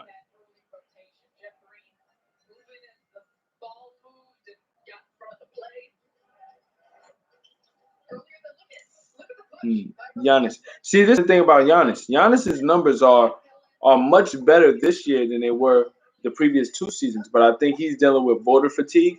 And when you think about his team and how they performed in the playoffs, I think what's going to be held against him is that people expect the Bucks to win in the regular season, which they're currently doing. They're going to be gauged. They're going to be judged by how they perform in the playoffs, and it's unfortunate because um, Mike Budenholzer and the Bucks have been so dominant over the last 2 years, especially in the regular season. But I think a lot of that voter fatigue, especially with any Budenholzer team, can be traced back to the 60-win season that the Hawks had in 2015. They won 60 games. They got to the conference finals and lost to LeBron.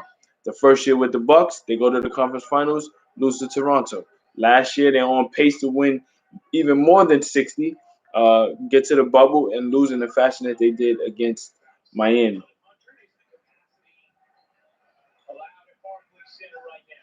Playoffs playoffs should definitely not be considered. The MVP is a regular season award, but I'm just aware of how people perceive this Buck season and Giannis in particular this year. His numbers are better. His numbers are better. Even though the East is top heavy, the Bucks are still getting consistent wins. But in terms of MVP, he's putting up better numbers this year, and no one's even talking about it. It doesn't even get the same uh, push and draw like it had the last 2 years. Last 2 years, and I always push back against the likes that say, LeBron should have more than 4 MVPs, and they bring up the playoffs because outside of 2014, which he finished second to Kevin Durant, which I thought that Kevin was the MVP that season, you can't tell me any season from 2015 to now where LeBron should have been an MVP and legitimately have won it. Yes, he finished second last year. He finished second in 2018. That's respect. That's respect for what he's done towards the latter part of his career and all of that. But in the same respect, you have to look at how the team performs under the circumstances also. Alex Lynn just missed the floater free throw line extended. Wizards trailed Brooklyn. Brooklyn leads by 7, 77-70. Straightaway three by Harden is good. So now Brooklyn back up 10.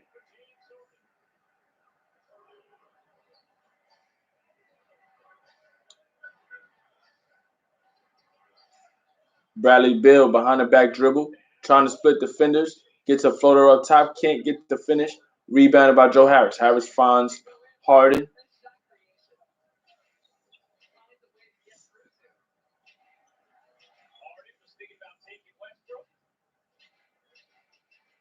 Harden probing, gets the switch with the Alex Lynn 5 on the shot clock.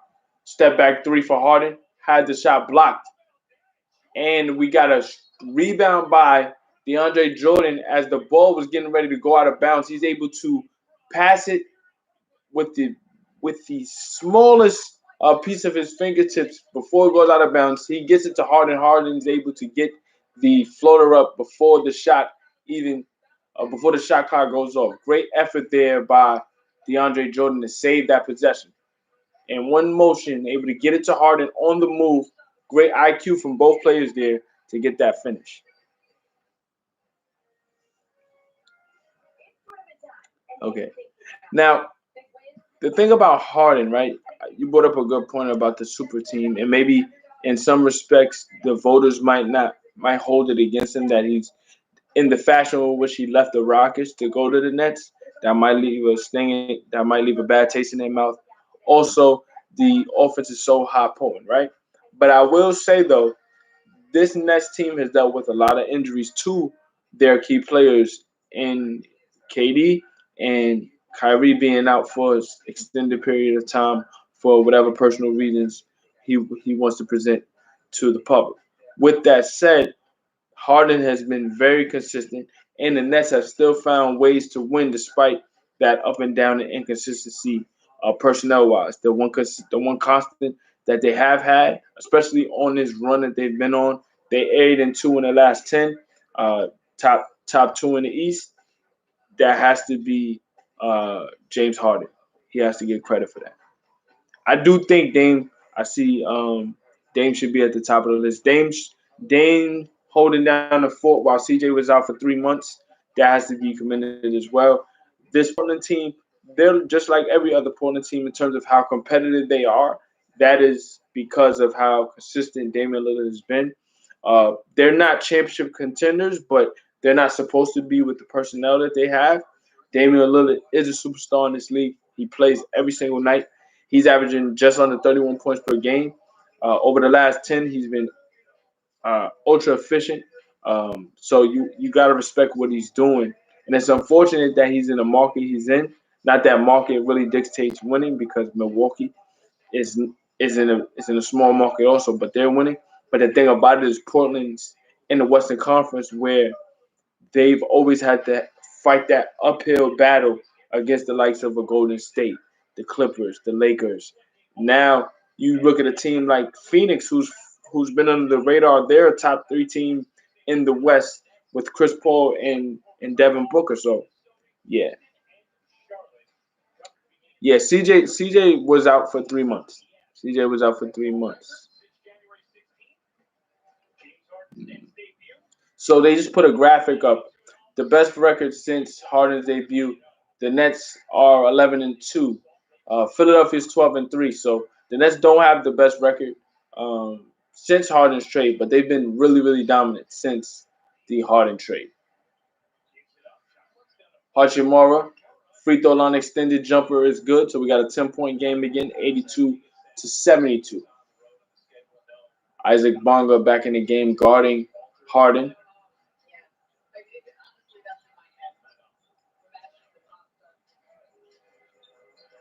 Great defense there by Raul Neto to prevent that dribble handoff between Claxton and Westbrook. But Kyrie gets back to steal it from Neto.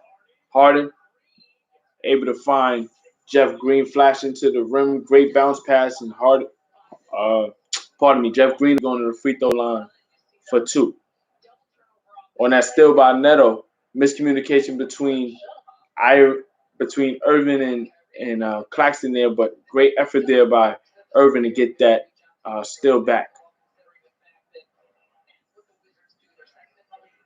So 5:03 remaining in the third. Washington trails Brooklyn. Brooklyn ahead by 10, 82-72.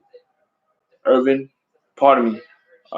Jeff Green's free throw was good. Coming back into the game is Blake Griffin. Griffin provided some strong minutes, especially from an effort perspective defensively. He wasn't really active offensively just yet. He's still working his way back into the rotation and just playing in games. But if he can provide that type of energy on a consistent basis, the Nets bench will be even stronger.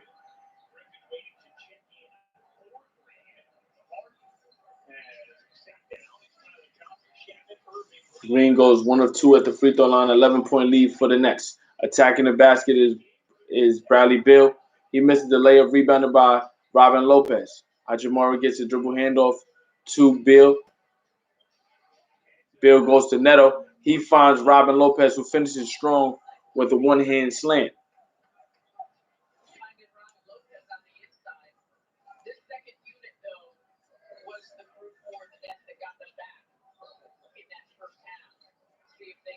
Kyrie Irving looking to get a shot up over Neto. The basket is good. One-on-one, Kyrie Irving cannot be gone. He makes it very difficult for anybody, especially off the dribble. His efficiency and his skills are so polished that any little slither of space you give him, he's going to use it against you. The Wizards look to respond. Rui Hachimura knocks in a 3-point shot. So it's an 8-point game. Brooklyn leads Washington 85-77. Kyrie Irving straightaway three.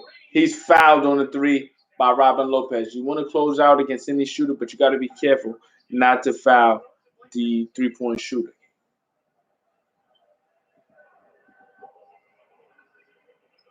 So we look at the replay. Claxton sets the screen, and Robin closed out. But one of the things you want to be careful for, even if you do close out, also forget the contact up top. You want to make sure that you give the shooter room to land.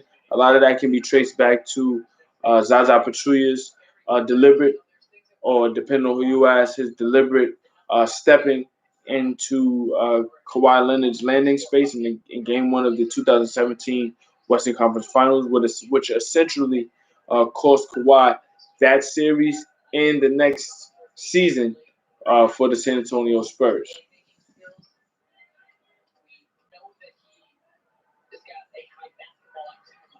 Kyrie Irving puts the Nets up 11, 88-77.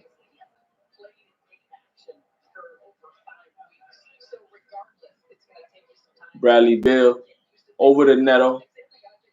Isaac Bonga trying to drive baseline. Prior to driving baseline, he steps out of bounds. So that'll be another turnover for the Wizards, who have 15 turnovers tonight.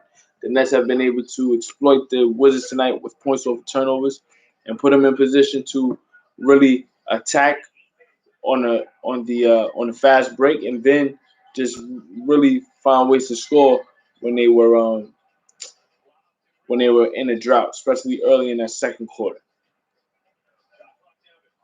Shamit to Blake Griffin. I have to get a shot off. Kyrie Irving with 1.4 on the clock.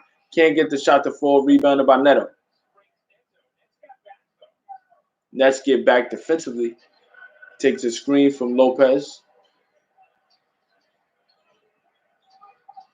In the post, they go to Hachimura. Hachimura got it by Tyler Johnson. And Isaac Bonga's there. He gets a floater. The basket is good. Initially, the shot was deflected by Kyrie Irving, but Kyrie Irving couldn't quite corral the steal, and Bonga recovered for the floater. So it's a 9-point game, 88-79. Landry Shamet for three. He misses the three, and it looks like he steps on one of the Wizards. He steps on Neto's foot, landing for that three. They don't call the foul. But Shaman is down. Landry Shaman is down after taking that three.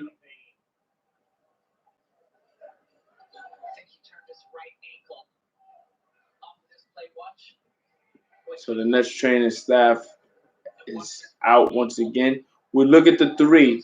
As Shaman takes the three, the left foot lands on the back of Neto's foot. It wasn't an intentional. It wasn't intentional. And if you actually look at the shot, it doesn't look as if his foot actually lands on Neto's foot. But I think all of the momentum from coming down, trying to avoid Neto's foot, all of his momentum came down on one foot, and the back of his left foot tweaked just a bit. And now there's some stoppage in play as the Nets have to call a timeout. What do I think about the Celtics? Okay, the Celtics are very talented. Obviously, when you look at the two wing players, Jason Tatum and Jaylen Brown, both are all-stars this year. They're very young with a high ceiling.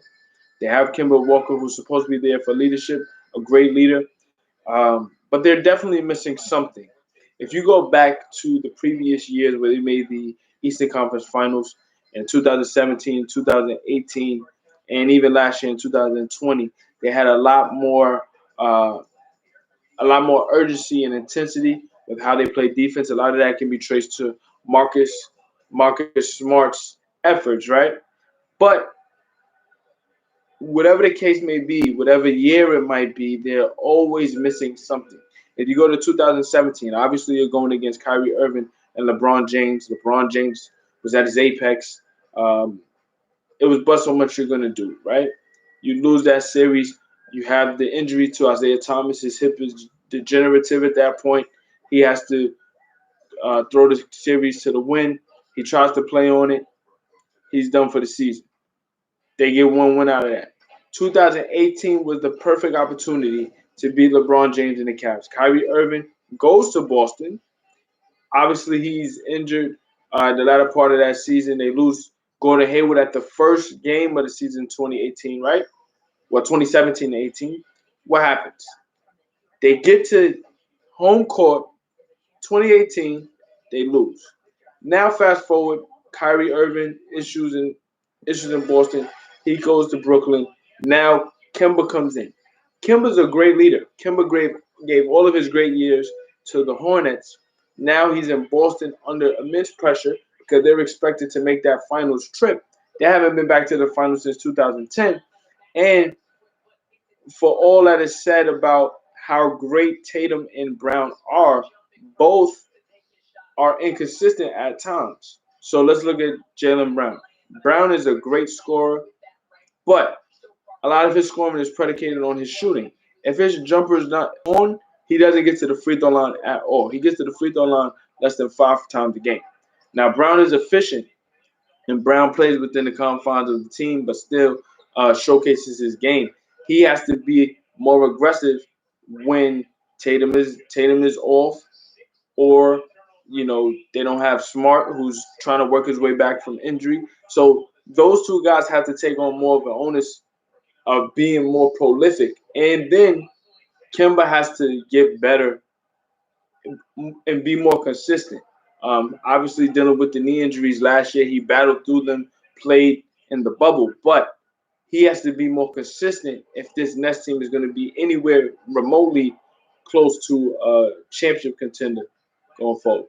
Finally, a little interaction between these two, a little handshake between James Harden and Russell Westbrook. I think that's the most we've seen all night. They're still locked in. Otherwise, Robin Lopez trying to score inside. He's blocked. Big block there by Claxton. 7-point game, Nets ahead, 88-81. Tyler Johnson's pass initially set up for Claxton is deflected out of bounds. We look at the replay. Great block by Claxton. He let Lopez get a little room to drive, but his closing speed was exceptional, able to get that block. And that's one thing about Robin Lopez. As tall as he is, him and his brother are polar opposites in a lot of respects. When he goes to the rim, he goes up so soft. He goes up so soft offensively. He does get a block on Claxton there. Claxton tried to use the Euro step and finish with the right hand. He was blocked by Lopez. 10 on the shot clock, 117 remaining in the third. Claxton over to Harden. Jab step guarded by Westbrook. He gets inside, can't finish the layup. Rebounded by Westbrook. Westbrook with the basketball as we approach a minute remaining in the third. Westbrook probing, kicks it to Hachimura. Hachimura right corner, gets it back to Westbrook. Westbrook cut off by Blake Griffin. 12 on the shot clock. Westbrook goes to Hachimura, guarded by Harden. Jab step. Hachimura on the left wing, kicks it to Neto. Neto has to get a shot up. 3 on the shot clock, gets it to Hachimura. Jumper is good as the shot clock expired. That was a broken play there for the Wizards. But the basket is good, so we're back to a 5-point game. 88-83. Nets lead the Wizards.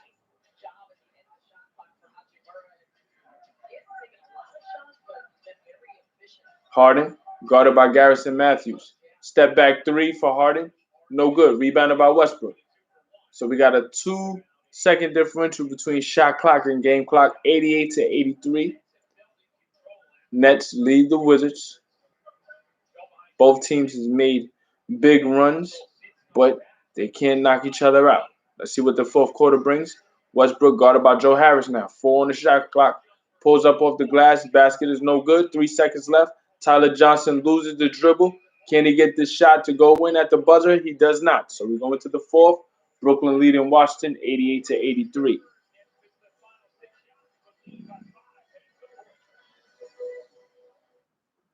Now, they were having locker room issues, I believe, going back to the 2019 season. I think a lot of that had to do with Kyrie Irving and leadership, especially coming from Cleveland. He had that chip on his shoulder to try to prove that he can lead a team. outside of LeBron. A lot of that had to do with the media's perception of Kyrie in the shadow of LeBron. I don't necessarily know if their relationship was as bad as people initially made it seem, but it did develop into somewhat of a rift, uh, un, an underbelly there that not many people mention. So I feel like going to that young team in Boston, he wanted to prove that he can lead them over the top as the go-to guy. But what happened was once he got injured and they figured out how to win without him, um, obviously, Terry Rozier was there. You have Marcus Smart playing out of his mind. You have Marcus Morris playing out of his mind. Al Horford was there. Then Tatum came into his own towards the latter part of the playoffs. Then they make this magical run to the conference finals. You see the ceiling for this team, and this is without Irvin and Hayward. Fast forward to 2019, you're expecting that same performance plus Haywood and Irvin, who provide more talent, they should be able to win. But this is the thing when you look at teams who overload with talent. You have to have role players. You have to have players that are willing to do the dirty work for the stars around them, right? And I feel like everybody at that point in their careers, especially 2019, was young and they were trying to prove themselves at the same time. So those issues manifested themselves on the floor, and even if they didn't necessarily outright say, "Oh, I don't like playing with this person," the the emotions of playing that way, playing with a chip on your shoulder, not necessarily sacrificing for each other, manifested in how they lost to the Bucks. Now in 2020, the Celtics had a solid season. They were top three in the East, and based on matchups, they were able to play with anyone, right? But when the bubble situation happened, obviously with the pandemic being what it is, you got to see the best of certain players that in normal situations wouldn't play that way. I use Miami as an example. As good as they were in the bubble, they definitely surprised some people. Duncan Robinson and Tyler Hero shooting at the proficiency that they did. They definitely caught the Bucks slipping, and they caught Boston slipping. Boston had similar issues to the Celtics. I mean, to the Clippers, in which they had big leads throughout the entire playoffs, but they blew so many leads, and I think that affected them. As I say that, Blake Griffin gets his first dunk as a Brooklyn Net, and the crowd goes crazy in excitement for him. That's his first bucket as a Net, so that gives the Nets a 7-point lead, and James Harden comes down and adds to that with the floater, looking for the foul, no call.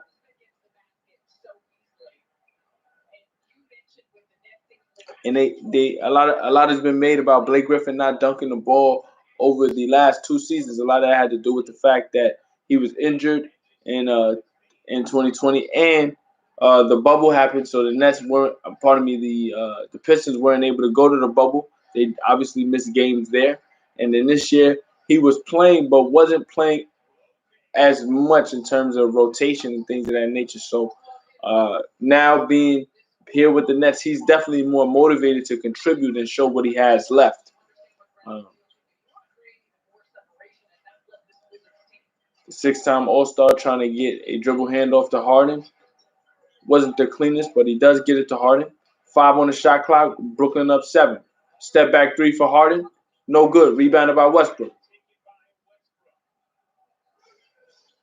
Westbrook finds Garrison Matthews. Matthews kicks it out to Westbrook. Westbrook finds Lopez inside. Lopez almost traveled there, and he will be fouled.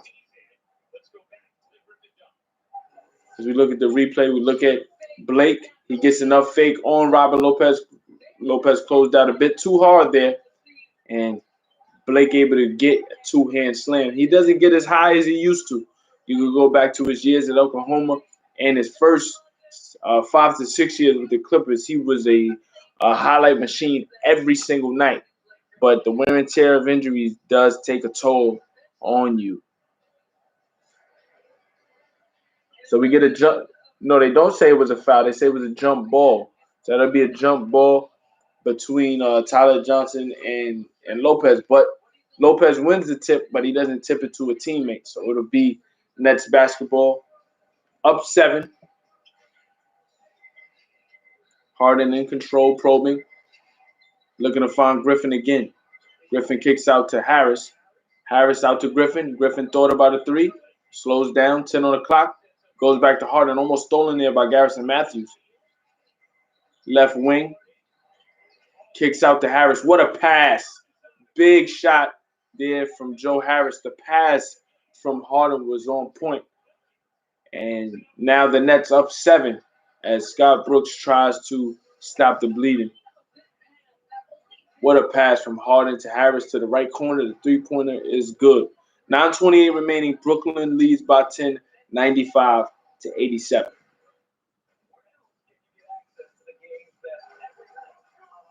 Just to give you an update again on around the league. For the current games, you have Cleveland up 16, 91-75 as the fourth quarter is getting ready to start in Cleveland. You look at Chicago versus Detroit. Chicago up 78-69 with 10:21 remaining in the first quarter. Philadelphia is up 8 against Brooklyn, 37-29. 5:42 remaining in the second quarter, and the Lakers and Suns have yet to tip at 10 p.m. and you got Dallas versus Portland at 10 p.m. The finals from earlier: Boston wins 112-96 against Orlando. The Pelicans defeat Denver 113-108. The Thunder win 114-112, and Indiana defeats Miami 109-106 in OT.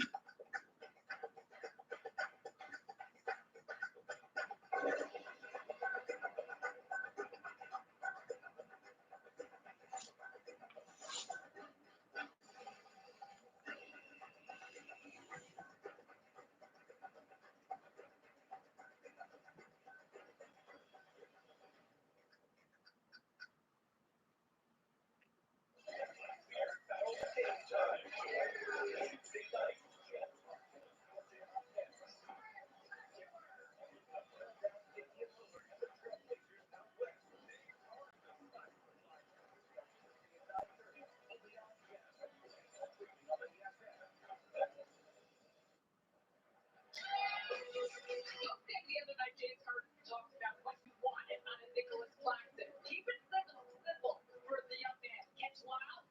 Yep, we saw Claxton do quite a bit of that. Rebound, the basketball, working on the inside, aggressive, assertive, give him second chance opportunity, block shot. Claxton, a rich protector.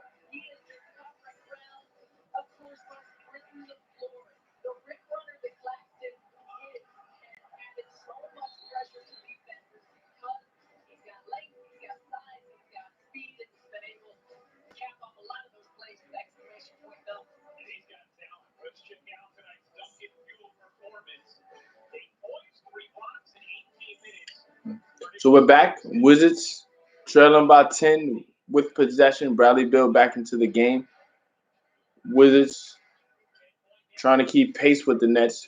Westbrook for 3 is good on the left wing. He knocks it in.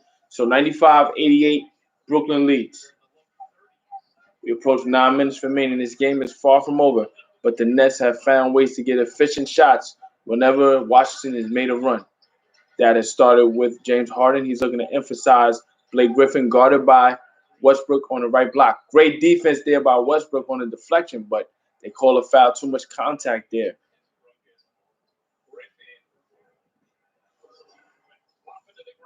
Well, if you see foul there by Westbrook, but when you mention the Wizards not going away, a lot of that too is just the demand of Russell Westbrook of how hard he plays, and then this is even into some of the others. But Not on the shot clock, Harden with the basketball, guarded by Robin Lopez. Attacking the paint. He doesn't get the layup to fall. Then he obviously can't grab the rebound fully. Great defense there. Great effort there by Bruce Brown. And Joe Harris looking to finish the reverse. He can't finish the reverse, but he is fouled. That is all created by the effort of Bruce Brown to prevent that rebound from Abdia from coming down clean. The Nets get possession. Joe Harris on the scramble was able to get a reverse.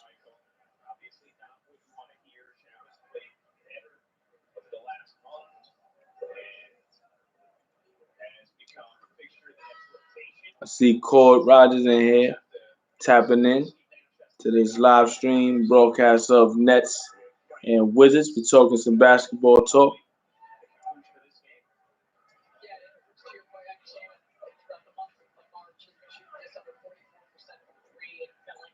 as Blake Griffin heads to the bench. He gave the Nets some great effort there. So Harris goes 1 of 2 at the line. It's an 8-point game, 96-88. Westbrook can't finish the layup, looking for a foul, rebounded by Claxton. Harden looking to push, finds Joe Harris. Left corner three right corner three for Tyler Johnson is good. And that's what you call a 5-point swing. Potential layup for Westbrook is missed, looking for a foul, didn't get back defensively. Tyler Johnson gets a right corner three.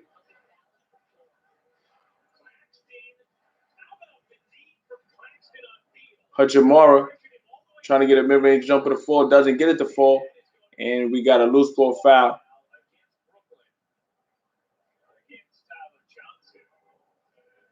So we look at another on-point pass from Harden to Harris. Now that forces Neto to close out on Harris, which leaves Tyler Johnson wide open for 3. 11-point game, 7:50 remaining in the fourth. As Westbrook tried to kick out to Hachimura, Hachimura fouls Tyler Johnson. Now, this is not foreign territory between these two teams, as the Nets have thoroughly dominated the Wizards for the majority of the games that they have played. They've gotten out to 18-point leads, 20-point leads, been up by, double digits late, but the Wizards find ways they get key shots to fall. In both of those games, Kevin Durant was there. James Harden didn't play in those games. Right now, at this point in the season, Kyrie's out. Harden's first matchup against the Wizards, he's playing great, playing poised. Let's see how the Nets finish with Kevin running point guard versus the previous 2 games. Westbrook with the basketball, looking to get inside. Can he get a pass off? He does get the pass off to Robin Lopez. Great find inside for Robin Lopez. That's another triple-double for Westbrook, his 14th of the season and his 160th of his career. Now he's 21 triple-doubles away from Oscar Robertson's all-time record. What are the Wizards missing? I think that the Wizards have a lot of talent, but I think their talents are one-dimensional. They don't have versatile players that can play defense to the level that a contending team would. So because of the youth that they have in Hachimura, Matthews, uh, Bonga, they're so young outside of Westbrook and Bill and even Lopez. So I think that they have to improve their role players. Rui Hachimura is developing into something. I think being around Westbrook on a consistent basis, Westbrook can put the battery in his back to develop different skills that he didn't necessarily have coming into the league. Um, they need better shooting. Yes, Bradley Beal's a scorer, but you don't want to rely on him to be just a shooter or be the only shooter. You have to improve with shooting. Davis Bertans has not played up to the potential of his contract. He's dealt with some injuries this year. He dealt with COVID protocol clearances coming back into America, which threw off his rhythm in terms of getting back into the flow of training camps and things of that nature. So he hasn't been the 3-point shooter that came from San Antonio even the first year in Washington. A lot of was expected of him, especially playing next to the likes of Westbrook and Bill. Um, I don't want to say coaching because I think Scott Brooks is the perfect coach for Westbrook and Bill right now. But he might just be the perfect coach for those 2 specifically. The other players around have to figure out how to resonate and be consistent defensively. When you have Bradley Beal averaging 30 points, when you have Russell Westbrook averaging a triple-double, when you're putting up 115 points per game, the defense has to be paramount. And I think the sense of urgency isn't consistent enough defensively. You see some solid defensive efforts from the from the Wizards, and it makes you think about their potential. When you're beating teams like Denver, the Clippers, the Nets, the Lakers, you see the potential and where you can go. But when you're losing games to the Knicks in the fashion that you did, not to say that the Knicks aren't playing tough this year, they are. But when you get blown out at home to the Knicks, when you're losing games to Chicago at home, when you're losing 60-point efforts by Bradley Beal, you're not playing enough defense to be a true contender. So I think for them, they have to get better defensively, and I think that has to do with the role players willing to put forth the effort to do the dirty work to support Westbrook and Bill. So until they can do that on a consistent basis, I think they'll be on the outside looking in. They can go on a run and potentially get to a play-in, but we have to see how that manifests itself over the next 30 games or so. So 99-92, Brooklyn with the basketball, trying to set up Claxton for an alley-oop. We got a turnover as Claxton couldn't quite get to the ball. Great defensive effort there from Lynn to prevent that pass. So 6:30 remaining. Wizards with the basketball, trailing by 7. Brooklyn's been in control specifically from the latter part of the first quarter on down. The Wizards started this game up 20-6, but since then the Nets bench has been able to pick up. Westbrook's three rims out. Great find from Hachimura to Westbrook, just unable to get it to fall. So still 99-92. Harden looking to probe. He goes off the glass. And that's the versatility of Harden. Because he's such a passer, especially out of the pick and roll to set up lobs, you have to play the big man as if Harden will pass it back to him.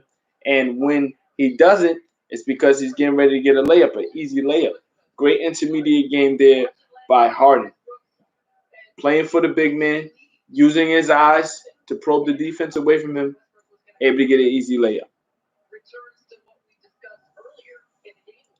So Bradley Beal fouled with 5:54 remaining in the first. Pardon me, in the fourth. He's going to the free throw line for 2. He misses the first. Rare miss at the free throw line for Bradley Beal. Beal shooting 90% from the free throw line this year.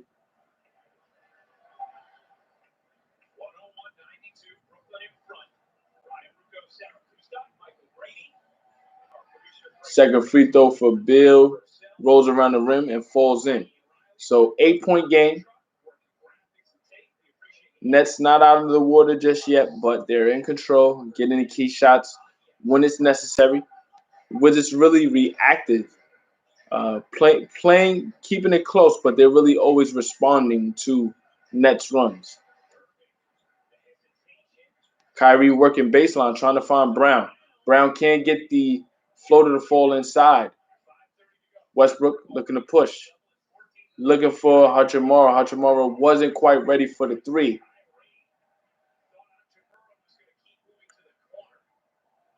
Turnover by Westbrook. Westbrook intended for Hachimura to go to the corner. He stops at the wing, and that's another turnover for the Wizards. 8 on the shot clock. Harden attacking, finds Claxton inside. Great strip by Lynn. Lynn gets it to Beal. Bradley Beal is fouled going to the rim, so he'll go to the free throw line for 2. Pardon me, 2 team fouls. He's looking to. No, I'm right. He is going to the free throw line for 2. So these 2 free throws could potentially cut the Nets lead to 2 possessions, 101-93 right now.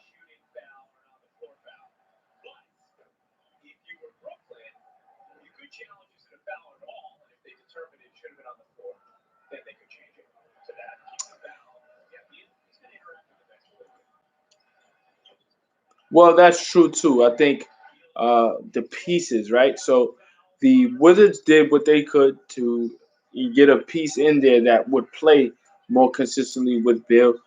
John Wall, who had been in Washington for close to 10 years, had just dealt with too many injuries over the last 3 years, and Bill was left to really fend for himself.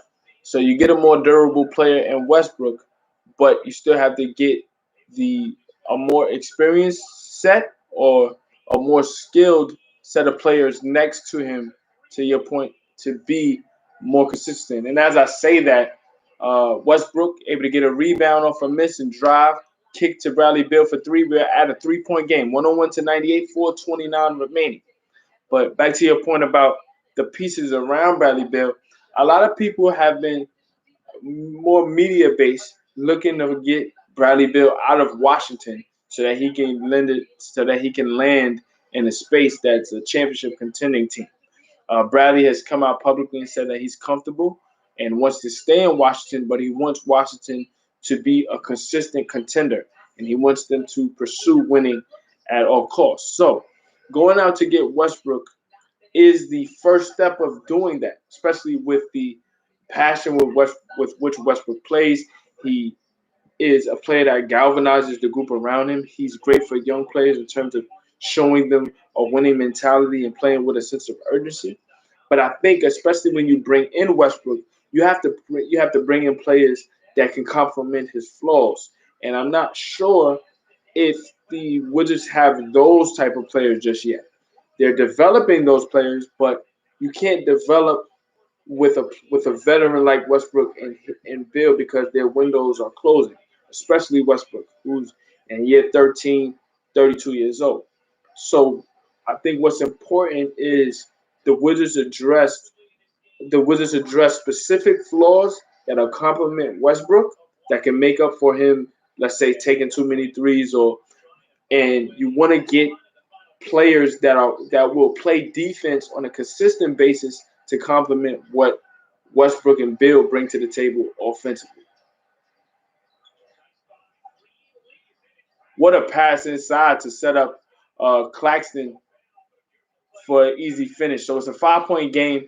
Great, great play set up there by Steve Nash out of that timeout. 4 minutes remaining. 5-point game. Westbrook at the rim. Layup is good. So back and forth we go. Westbrook thought he was fouled there. He did have to contort his body just a bit. But it's better that they don't call fouls right now. Let the players win this game. Harden off the dribble, looking to set up a floater. He can't get it to fall. Hachimura goes to Westbrook. Westbrook trying to get a finish. He kicks out to Bill. Bill for three. No good. Lynn almost was there for the offensive rebound, but the Nets come down with it with the 3-point lead. Harden with the basketball, looking to find Joe Harris. He called the timeout. So we got a 3-point game, 103 to 100, 3:23 remaining. This particular situation is not foreign between these two teams. Both teams high potent offenses. They come down to the wire. Both games that they played back in January, the Nets had a 20-point lead in the first game. They were up in control. Nets Wizards battled back. Were able to pull out that victory, 123 to 122. Fast forward 3 weeks later, January 31st, the Wizards defeat the Nets after trailing by 5 points in the final 8 seconds. Bradley Bill hits a 3-point shot. Garrison Matthews steals an inbound, gets it to Westbrook, hits a game-winning three. They finish that game 149 to 106. So both games have come down to the wire between the Wizards and the Nets.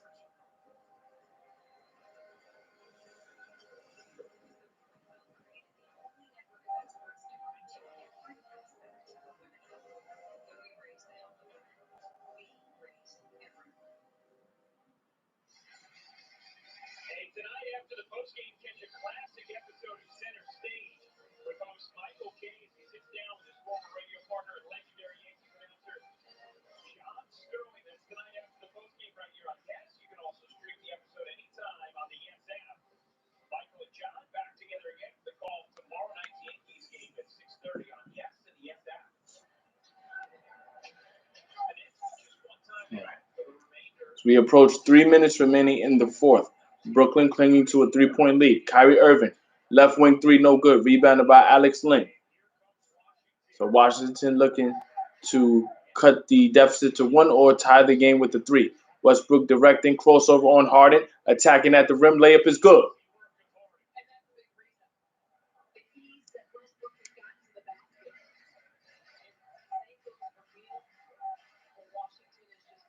Garrison Matthews guarding Harden. 14 on the clock. Harden attacking. Gets it to Claxton. Claxton not quite ready for the pass. Couldn't finish, but he gets it out to Irvin. Irvin at the rim, finding Claxton. The dunk is good and a foul.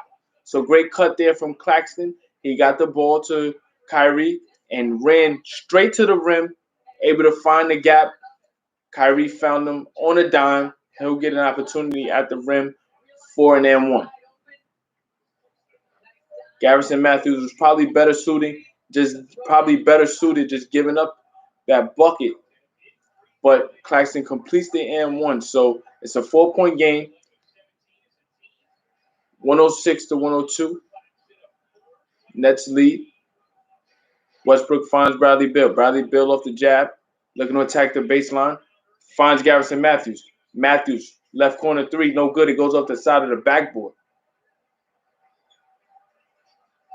Kyrie Irving on the left wing, guarded by Westbrook. Takes a screen from Claxton. Pulls up for three. Misses it. Alex Len gets that rebound. So 2 minutes remaining. Bradley Beal with the basketball. Great defense from Kyrie Irving coming away and stealing that from behind. Kyrie Irving's made a number of steals tonight off the back tip and playing defense in recovery. Great defense from Kyrie there. Harden attacking Garrison Matthews. Thought about a three. Kicks it to Harris. The three-point shot is no good. Rebounded by Westbrook. 1:36 remaining. Westbrook looking to attack. Finds Lynn. Lynn is not fouled. We got a timeout. Great effort there by Westbrook to save that possession. Alex Lynn initially had an easy dunk. Great defense by Harden there to strip that. And Westbrook saves possession. 15 on the shot clock. 106 to 102. As we look at this steal from Kyrie Irving. Behind the back dribble from Bill. Bill lost the ball. Kyrie comes over the top. Then we look at the defense here by Harden. Westbrook able to find Lynn. Lynn is attacking. The only one there to deflect any type of shot would be Harden. Harden strips it clean. Westbrook saves possession. 129 remaining. Brooklyn leads 106 to 102.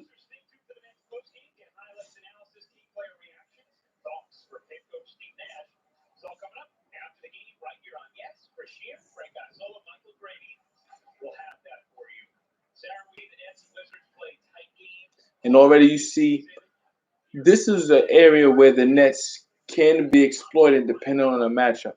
Right now, they have DeAndre Jordan on the bench and Claxton is playing. Claxton is playing really, really well.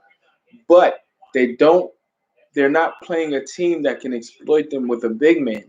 So where you would have Jared Allen there in previous matchups earlier in the season, now he's gone. He's in Cleveland playing well. He's in line for $100 million contract potentially. You still have DeAndre Jordan. DeAndre Jordan is there. He's a starter, but they're too invested in DeAndre early without having the proper complement for him later. They're trying to develop Claxton into that. Claxton is bringing the energy. He's finishing at the rim. He's finishing the lobs for Harden, which is great. Defensively, he has to be there and be there at a consistent rate, and probably should play a lot more if they want to develop him into that. Garrison Matthews for three out of the timeout off the left wing. No good. Got a great shot. Unable to get it to fall. So a 2-possession lead for the Nets.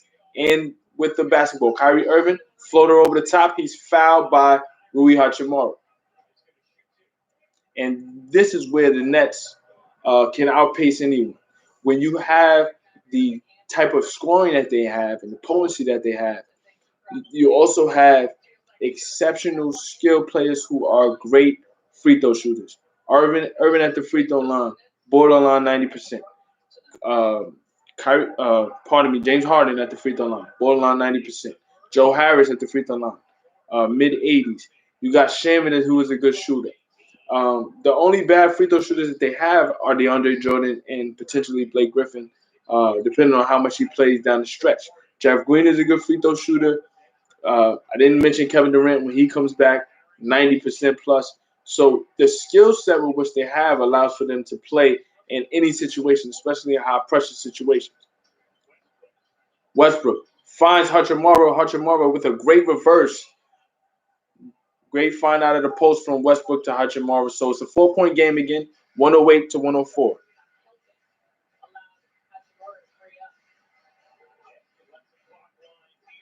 Harden with the basketball under a minute remaining. In control. Top of the key, guarded by Matthews. Floater up top. He misses it. Trying to get the rebound. There's a loose ball foul. They call that on Harden. So trying to get that floater, he wasn't able to get it, but he falls to the ground. And as he falls to the ground, I guess they're saying him falling prevented Matthews from getting a clean look at the rebound. And fresh off the inbound, Westbrook explodes to the rim with 44 seconds left, is able to get the basket. So 108-106, one possession game. Wizards trail by 2. Kyrie Irving is guarded by Westbrook. Irving attacks Garrison Matthews. Gets a pass inside to Claxton. He's able to finish and get an and one opportunity. This is the growth that we see from Kyrie Irving. Many people have questioned whether he can make others better, whether he can put others in position to score outside of himself.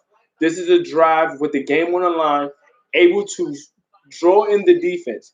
He exploits the mismatch with Matthews using speed, has to attack Lynn as if he would score, able to get the dump off to Claxton for an and one opportunity. He completes the and one with his trail by 5. Westbrook with the basketball, straightaway 3. He misses it off the back rim, rebounded by Kyrie Irving. Irving in control with 20 seconds left. He looks to dribble. The Wizards don't want to foul him. He's content with dribbling the basketball, trapped by Bill and Westbrook. He's able to split the double team, 10 seconds left. Will he dribble it out? He is looking to dribble it out with 5 seconds left. Finally, he's fouled by Garrison Matthews. That's the ball handling that people talk about when they talk about Kyrie Irving. Kyrie Irving invited that trap by Bill and Westbrook, knowing that they were trying to get out of his hands not to get fouled. And what does he do? He's able to split the defenders and dribble across the court to the left side, utilize more clock, and eventually is fouled by Garrison Matthews, knowing that he's a borderline 90% free throw shooter. He makes the first 2-possession game 112 to 106. This game is virtually over.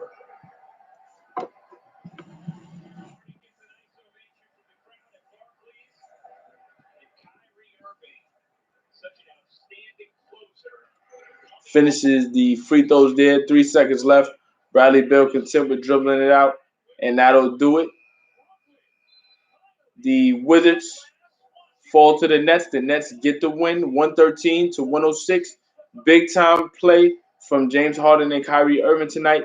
But you can't forget about the Brooklyn Nets bench, who re-established the game for the Nets, especially when the Wizards were looking to take control of the game. As I get the final stats for you guys, Blake Griffin making his first appearance as a net tonight brought some great energy, especially when it came to defense. He drew he drew some charges, made some shots really really difficult on the interior, drew fouls on Russell Westbrook a number of times. Final stats: Westbrook played 40 minutes tonight. 29 points, 13 rebounds, 13 assists. Rui Hachimura, 20 points, 10 rebounds. Garrison Matthews, only 6 points. Bradley Beal struggled tonight offensively, 17 points, 2 rebounds, 5 assists. He shot 6 of 15 from the floor. Alex Lynn had 20 points, 9 rebounds, and 1 assist. The bench tonight for the Wizards, only real contribution came from Robin Lopez, 12 points and 5 rebounds. When you look at the Nets, we look at James Harden, 26 points, 5 rebounds, 8 assists. Joe Harris with 10 points. Kyrie Irving, 26 points, 7 rebounds, 6 assists, 3 steals, including big steals. DeAndre Jordan, 12 points, including 8 early points in the first half, 5 rebounds for him. Going to the Nets bench, that is what swung the game. 16 points, 3 rebounds. Tyler Johnson with 5. Bruce Brown with 8 points. The Nets able to come up big when it mattered most. Am I covering your game tomorrow? Your game would be which game? I'll cover any game. We got the who's playing tomorrow. Is it the Bucks? Are the Bucks playing tomorrow? Let's see. Games tomorrow. We got Pacers Bucks at 9 o'clock. I can cover that game. I can cover the Pacers and the Bucks tomorrow. Make sure I do that. Also Pacers and Bucks is tomorrow, and then there's also Clippers and Hawks tomorrow. So I can cover Pacers Bucks tomorrow for sure. So this particular game tonight is done. Thank you guys for tuning in. Again, I'm here to discuss basketball with the best of them. Any questions you have, any concerns you have, any in analysis you have about any teams, I'm here to discuss. Yep, Pacers Bucks. I'll be here to cover that tomorrow at 9 o'clock. Tune in. We'll be here to cover Pacers and Bucks. I'm Ask Isaiah Road. This is another game by Zay. Stay tuned for more. Thank you guys for watching.